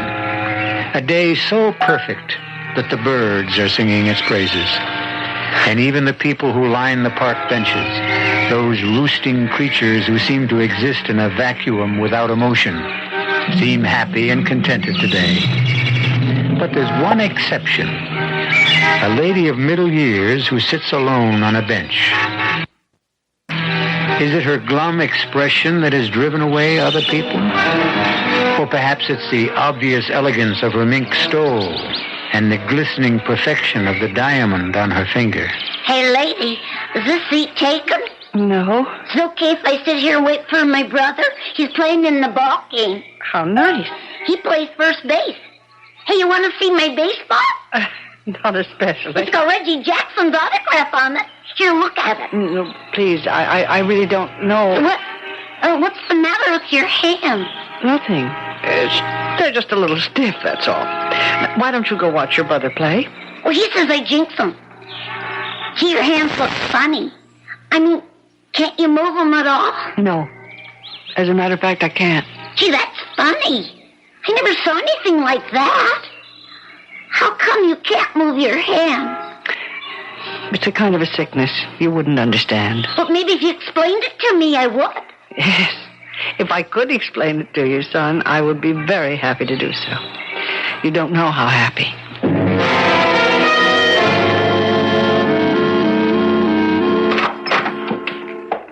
Come in, Ida. Have a seat. I always feel so guilty when I take your time. Each examination seems to produce exactly the same result. Well, that's no reason not to keep examining you. Then there isn't any change. No, Ida. No change. What have you been doing lately? Well, I've been sitting in the park a lot. I see. It's a bit ridiculous, isn't it? I have this glamorous terrace. I could sit there like a queen and view the whole park and all the people in it. But I prefer to sit on a bench and watch the squirrels and listen to the children. Oh, I think that's a good thing, frankly. To be on the ground, in touch with things. Herbert never believed in that. Herbert liked to get away from the smell of the crowd. Yes, that was the phrase he always used, the smell of the crowd. My husband knew a great number of unkind phrases. Well, I never knew him, of course. No. Neither did I suppose. Even when he was lying in his coffin, I felt as though I was saying goodbye to a stranger. And after Mr. Mallory died, how soon after that did the paralysis set in? Oh, it was about a month. Yes, a month after, I suppose. That soon? Yes. And now it's been how long since you haven't been able to move your hands? 5 years. Can you believe it, Doctor? I can't. After the first 6 months of this terrible paralysis, I thought I couldn't go on living with these stone fingers of mine. I thought it would be preferable to be dead. But you never lost hope of a cure. No. I mean, that's what's kept me going. The hope of a cure. Oh, and something else. I suppose one must say a kind word for money. If there was one thing Herbert did in his life, he managed to leave a very rich widow behind him. Ida, I hope you won't misunderstand what I'm going to say.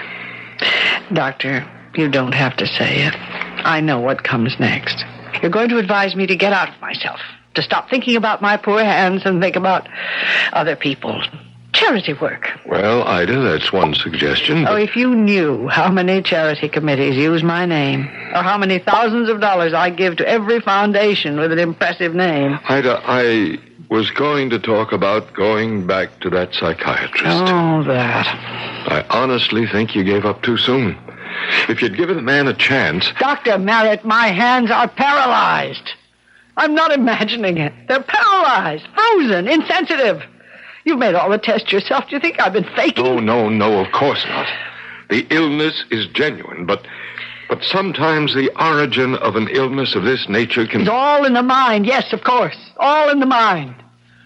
So easy to say that, isn't it? So many doctors have told me the same thing. It's so much easier to blame my mind than their own failure. Ida, please. Doctor, excuse me. It's time for me to go. You've got lots of patients waiting for you. Some of them you might even help.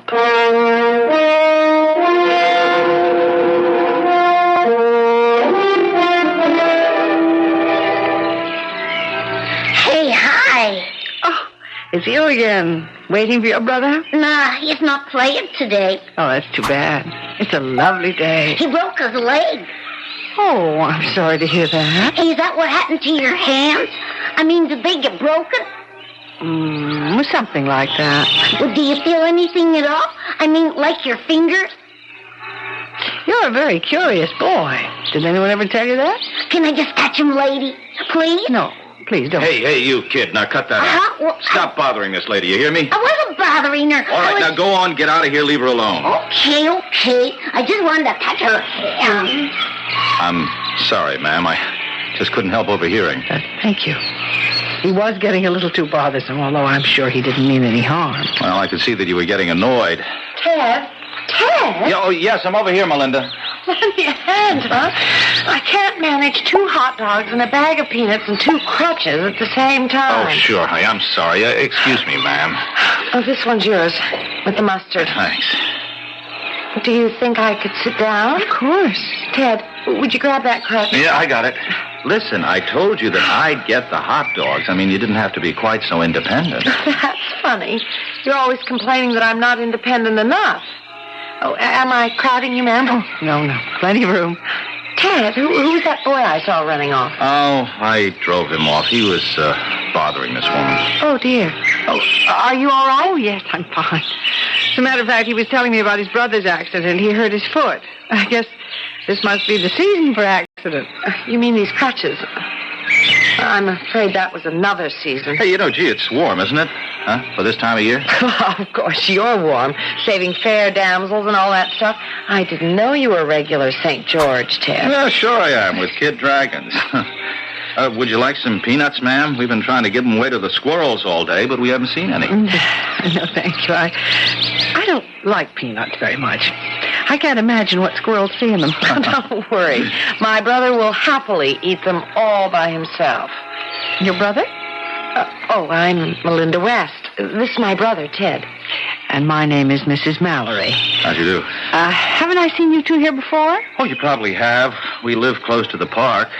Are you from around here, Mrs. Mallory? Oh, yes.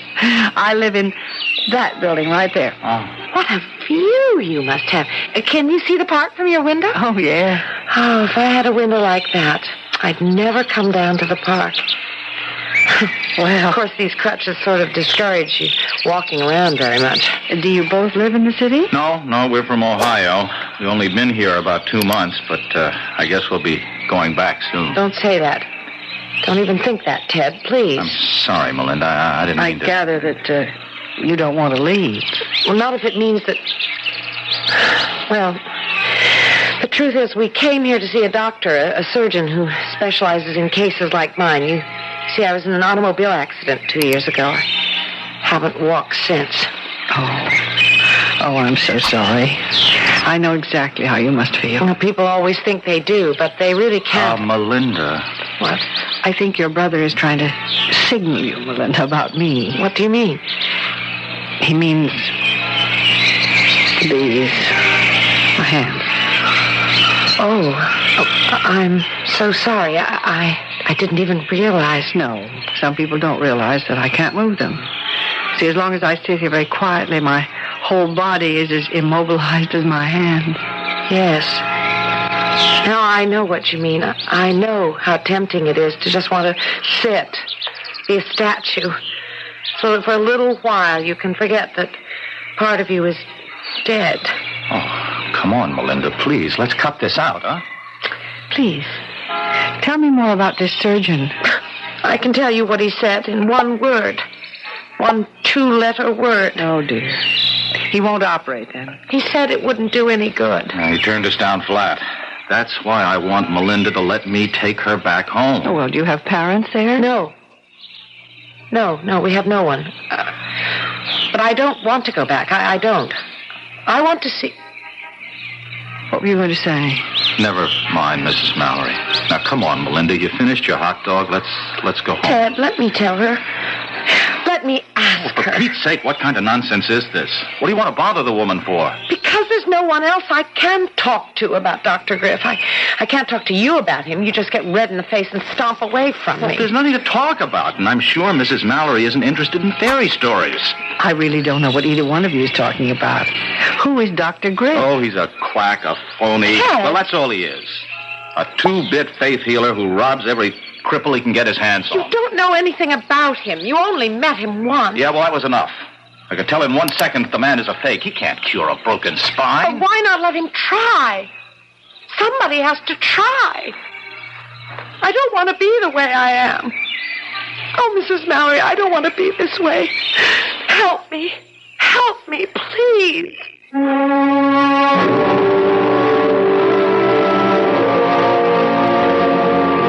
Well, Mrs. Mallory's physician would be very pleased right now. At last, his patient seems to be taking his advice to interest herself in the outside world, in problems other than her own. But how involved will those problems become? We'll wait to find out until I return shortly with Act 2.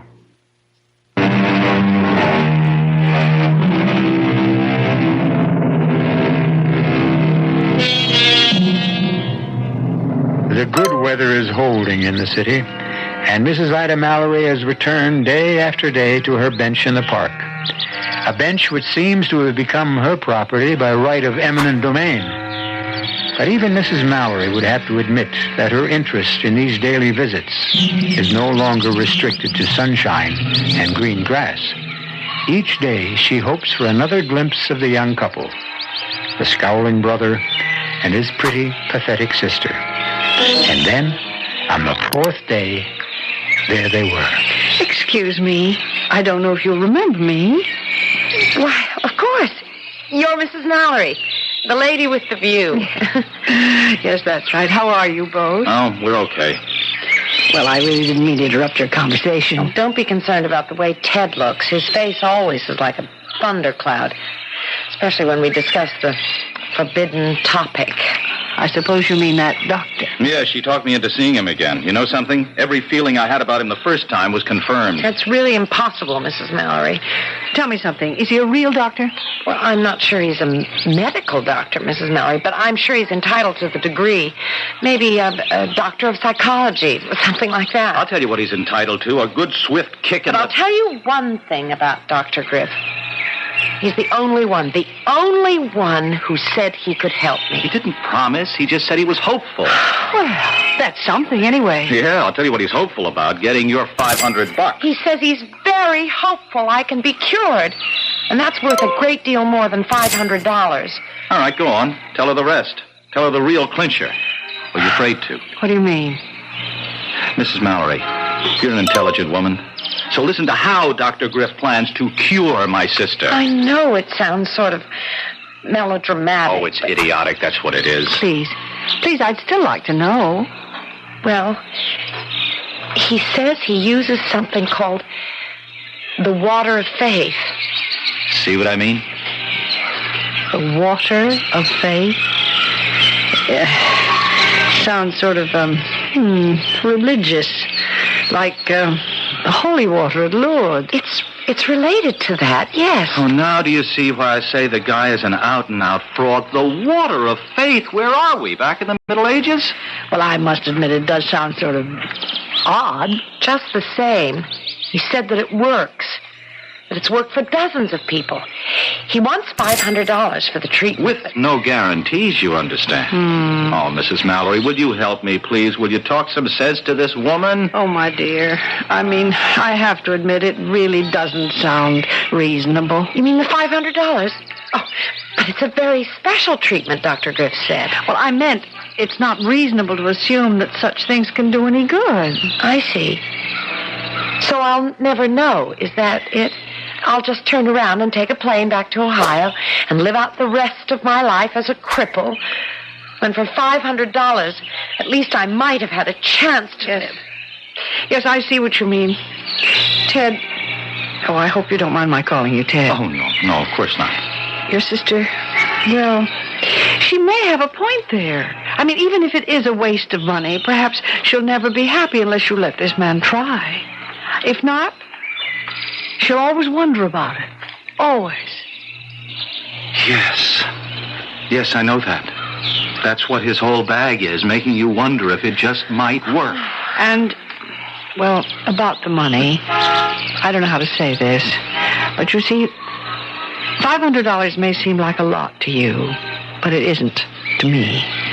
So if I can help you. Oh, no.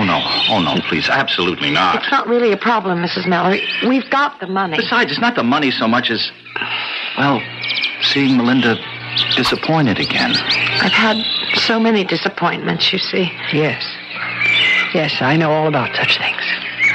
Oh, dear. Yes, of course you do. Oh, you see what a selfish person I've become. I keep forgetting that you have your own affliction. I'm not sure that it isn't even worse than mine. To lose the use of your hand. Well, never mind about me. What are you two going to do? Oh, I don't. It looks like I'm outnumbered on this thing. Ted, does that mean you'll let me do it? You'll let me? Well, if you go back without trying this dumb water of faith, you'll always regret it. So, okay, let's get it over with. Oh, Mrs. Mallory. Oh, thank you. You're the one who did it. Oh, my dear. I just hope your miracle happens. All my life, I wanted to believe that miracles happen.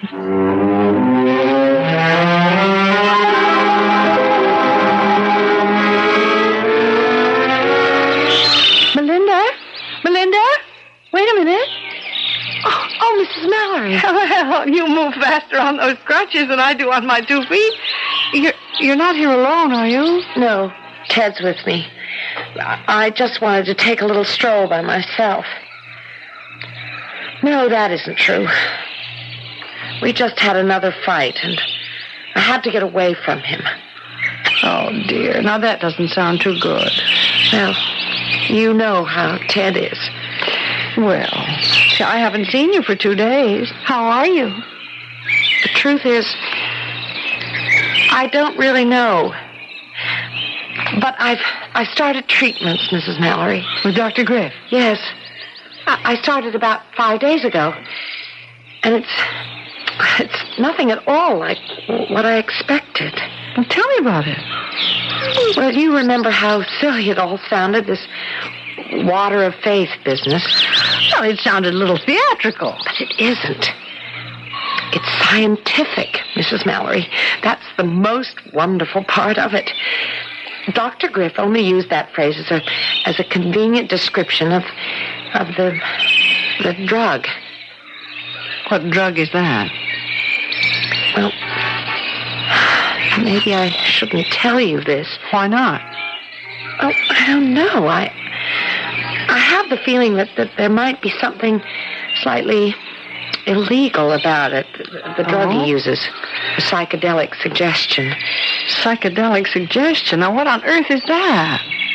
It's the technique Dr. Griff uses. He uses it to liberate the mind from its control over the body whenever that control is negative. I'm sorry. I really don't understand that kind of talk. Well, I'm not saying I understand it myself completely. But it does sound to me as if he believes that your illness is psychosomatic. I don't know, Mrs. Mallory. All I know is that I have to go through with it. Kill or cure. It isn't a dangerous treatment, is it? No, I'm sure it isn't. It's more like a sort of a hypnosis. I go to his office, he administers the drug, and then he talks to me. And that's all there is to it. And? Has it helped? I think I'd better go back to Teddy. He's probably getting worried about me. Melinda, please tell me if... Melinda, look out! That bicycle! Melinda. I'm sorry, miss. I'm sorry. Melinda, are you all right? Oh, here, let me help you up, miss. Oh, you idiot. I mean, can't you see that girl is crippled? Quick, give me that crutch. Oh, yes, sure. Wait. I think I can manage to pick myself up this way. Now, just take it easy. Mrs. Mallory. What is it? Are you hurt? No. It's my leg. Did you see that? My leg bends slightly at the knee. No, I didn't see it. Miss, if you're sure you're okay. Oh, get out of here. Go away and be more careful next time. Yes, Mrs. Mallory. I'm sure it happened. I saw it happen. My leg moved. For the first time in 2 years, it moved.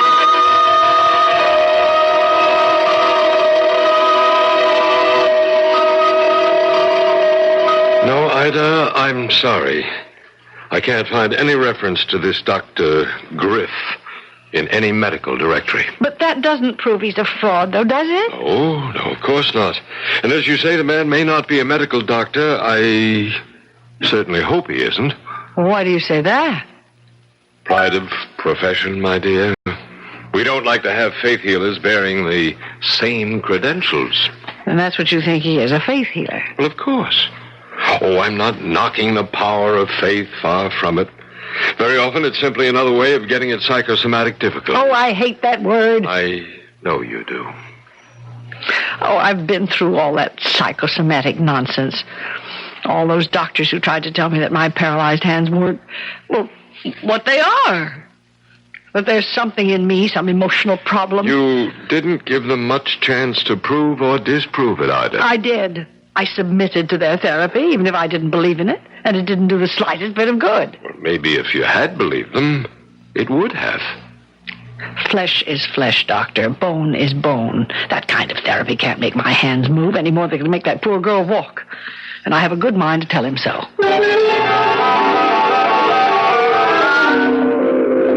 Please come in, Mrs. Mallory. Thank you. Won't you have a chair? All right. Well, do you mind if I ask who referred you to me? Well, actually, it was one of your patients, Melinda West. Yes, of course. A very charming young woman. Have you known her long? Just a few weeks. See, I haven't seen her for the last 10 days or so. How is she coming along? Well, actually, you'll get a chance to see her soon. She has a 3:00 appointment with me, which is only a few minutes from now. So, if you wouldn't mind telling me what's on your mind, Mrs. Mallory. Well, I just thought it would be worthwhile talking to you, Doctor. About yourself? Well, as you can see, I am afflicted. Do you mind if I look at your hands? Yes, frankly, I'd rather you wouldn't. Not just now. I'd rather hear something about yourself. About this treatment of yours. Melinda said something about a technique you used called psychedelic suggestion. Now, just what is that? It's a medical principle. As old as mesmerism, as new as chemotherapy. The power of mind over body. Huh? Psychosomatics.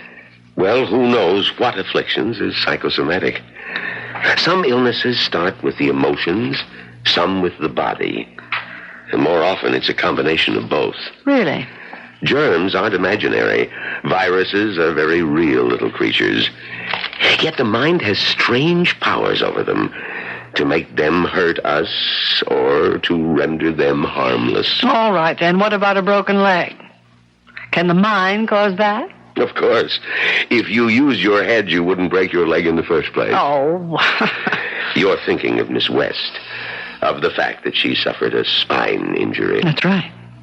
I hardly see how you can correct something like that. You've seen her x-rays, then? No.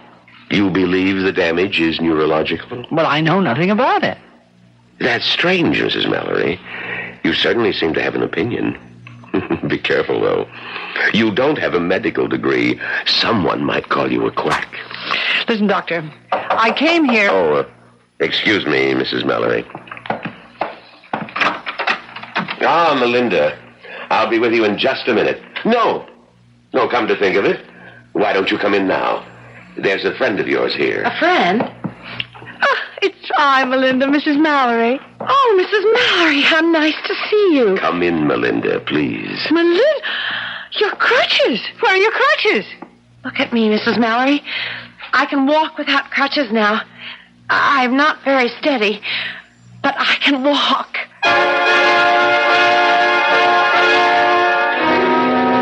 Well, there goes at least one of Mrs. Ida Mallory's cherished notions that the mind can't cure the body. But she sees the evidence of her own eyes, and something tells me that this is one prejudice she's willing to give up. After all, she wants to believe in miracles, and don't we all? We'll see what other miracles occur when we return shortly with Act 3.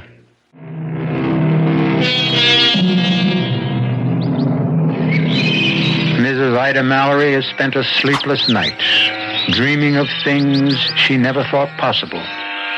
But when the sun streamed in her windows, her first thought was to get out into the park, and with only one hope, of seeing Melinda West again, and seeing her miracle confirmed. It's true. It's really true, Mrs. Mallory. Even Ted has to admit it. Well, I guess there's something to it, all right. I haven't seen my sister off those crutches in 2 years. But how did it all happen? I don't really know. As I told you, he used this drug. He made me go to sleep, and then he simply talked to me. At first, there was nothing, and then I started feeling life in my legs again. Well, you saw me that day in the park when I fell down. Oh, Melinda. I just can't tell you how happy I am for you. Well, and what are your plans now? Oh, go home, I guess. I've got to get back to my job if it's still there. The treatment cost much more than we thought it would. Yes, the 500 went in no time at all. Then he asked for another 1,000. He said it couldn't be helped. The drug he uses is so horribly expensive. Now, listen. I told you once that if there were any way I could help you out financially. No, that's out, Mrs. Mallory. We'll manage okay. Of course we will. Well. And I can go back to work now. I can do anything I want now. Oh, yes. Yes, that must be a wonderful feeling. To be able to do anything you want.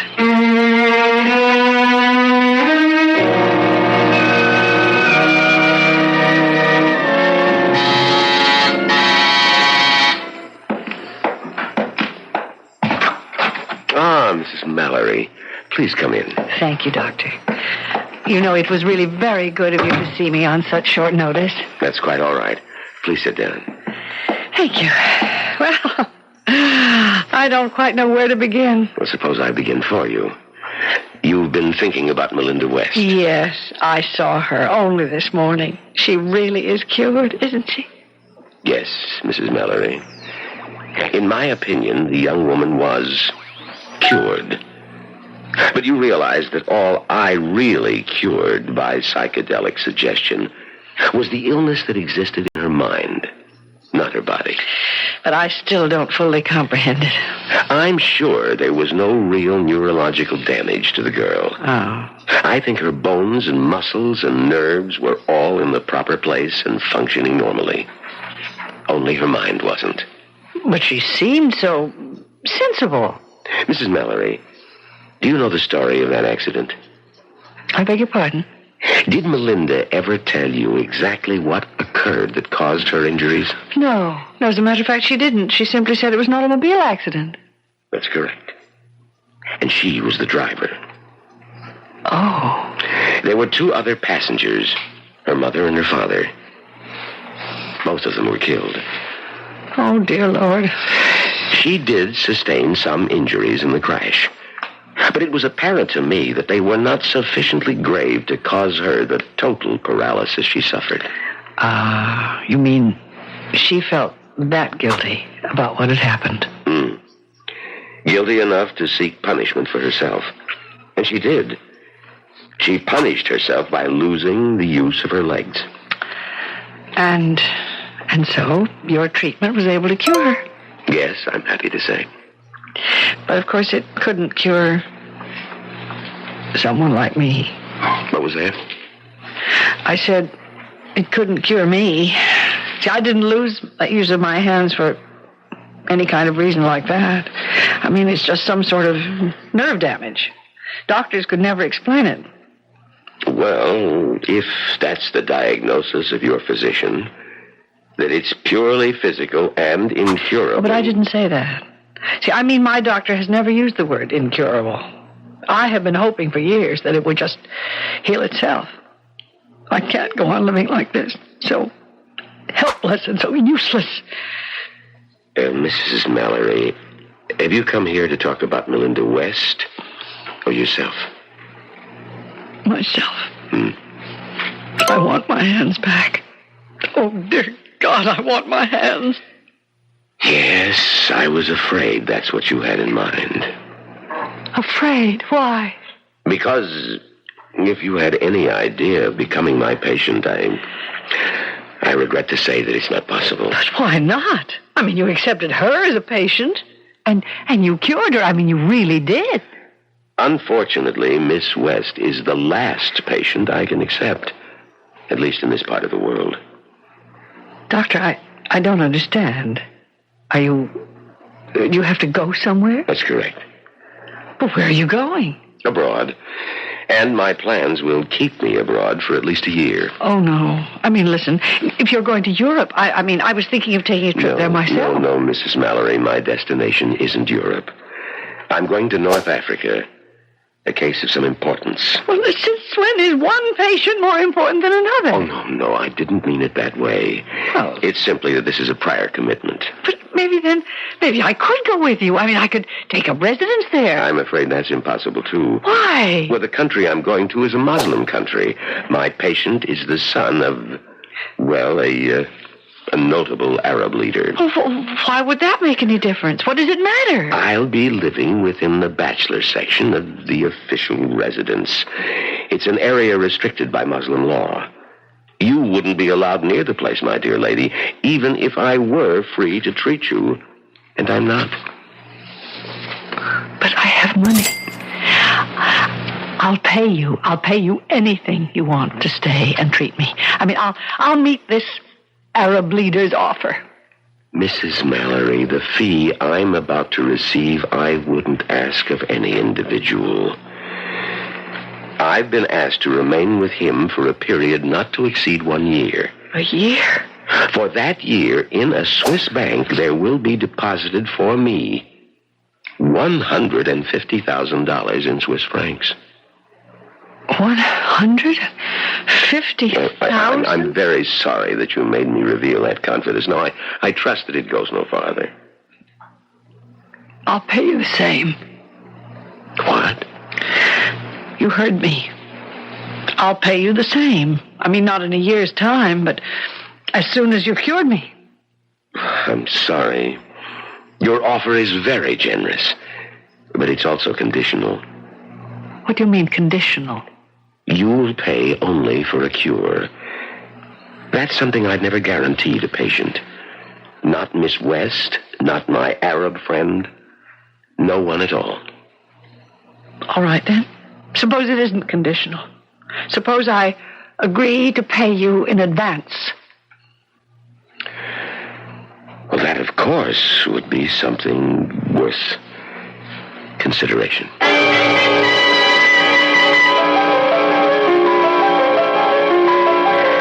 Well, hello, Dr. Merritt. This is certainly a surprise. I think it must be the first time that a doctor ever made a voluntary house call. Well, I didn't come here to see you as a patient, Ida. Only as a friend. Well, that's very kind of you. Ever since I saw you last, I've been thinking over what you told me about this Dr. Griff. Oh, yes. Well, what about him? I thought it would be worthwhile just to ask around about the gentleman. And last week I was attending a joint conference of my medical association and psychological group. Hmm? Well, anyway, I did learn something that I thought you might be interested in. There is no Dr. Griff. What was that? Oh, maybe he has a Ph.D. and tack that in front of his name, but I'm quite sure that the man is not a medical doctor. All right. Be that as it may, he's still not necessarily a fraud. Well, I didn't say he was anything. But I suspect that your original judgment was correct. That he's not someone to be trusted. But you don't know the whole story. Well, what I do know is you're more impressed with a man than you were willing to admit. Isn't that right? Dr. Merritt, he cured that girl. What? You know that girl I told you about, the crippled girl? She's walking again. I saw her walk. Well, I suppose that could be true. Faith healing does have its successes. Well, I'm sorry, Doctor, but I'd rather not discuss this any further. Oh, wait a minute. I don't like the way you sound. Ida, have you made any sort of arrangement with this charlatan? Dr. Merritt, I appreciate your interest, but I refuse to say another word about this matter. I mean, do you understand? Not another word.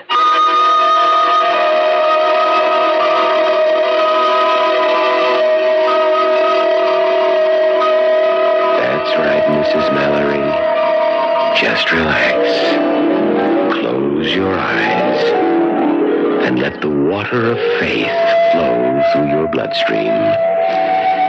You can feel it tingling through your body, bringing you peace and tranquility, total peace and happiness. Do you feel it? Yes. Yes, I feel it. And now, I'm reaching out for your hand. Do you see me reaching out for you? Yes. Yes, I see you. And now, oh, of all times, who's that now? Yes, what do you want? Are you Dr. Helmut Griff? Yes, who are you? The name's Barry, Doctor. Lieutenant Barry, Racket and Bunko Squad, Police Department. May I come in? No, you can't. I happen to have a patient with me right now. Would her name be Ida Mallory? And who are you? I'm her physician. You might say her accredited physician. I demand to know what this intrusion is all It's about. not an intrusion, Dr. Griff. It's an arrest. What? Doctor? Dr. Griff? So, may we come in now?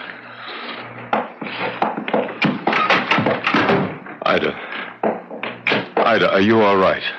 Yes? Oh, what is it? I mean, all what's right, happening? Ida. Everything's going to be fine. They've got them all now, all of them. Well, what are you talking about?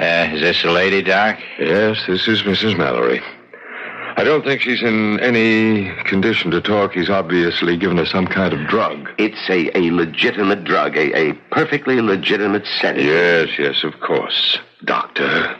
I'm sure it's nothing very unusual, seconal or something of that nature. No mysterious water of faith. Please, won't someone tell me what's going on? I'll tell you, Ida. But it may hurt just a little. You see, I told the police your story, and they investigated. He is a fraud, Ida. How dare you say that? Be quiet, mister. You're no more a doctor than I'm police commissioner. His real name is Michael Lanning. Alias Dr. George Watkins, alias Dr. John Wilson, and that's his modus operandi, Mrs. Mallory, posing as a fake doctor, offering miracle cures, usually for sick widows with lots of money. Oh, but he cured her. I mean, he cured Melinda. This is the part that may hurt most, Ida. He did not cure Melinda West. Because Melinda West was never crippled to begin with. I know. It was just psychosomatic. Oh, no, Ida. Just crooked. What? She was in on the racket with him, Mrs. Mallory. Her real name is Anna Fraser. Oh. Her so-called brother is Tony Fraser, and I'm sorry, they're not brother and sister at all. They're man and wife. No, and I believed them. Well, we haven't caught up with those two yet, Mrs. Mallory, but we will. Oh, I brought some pictures for you to identify. No, I don't want to look at them. I can't bear to look at them. Please, Ida, you must. But I don't want to prosecute them. I don't. Why really. not? They're crooks, plain and simple crooks, all three of them. I don't care. You have to help us now, Ida. You have to identify these parasites. Now, please, look at the photographs. You know something, Doctor? Sometimes people set out to do good and end up doing harm. And sometimes it works the other way around. What do you mean? Hey, now, stop that. Now, don't rip up those photos. Ida, what are you... For the love of heaven, you're tearing up the pictures. You're tearing them up. With my hands, Doctor. With my own hands.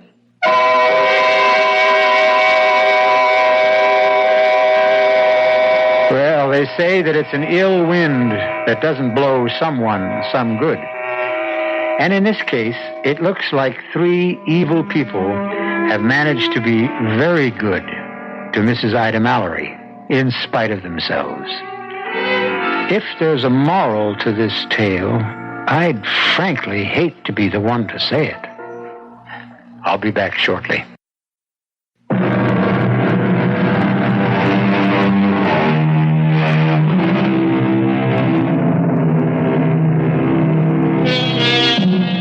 No, we're not recommending that the best way to cure your ills is to fall into the hands of confidence men. Mrs. Mallory was one of the lucky exceptions.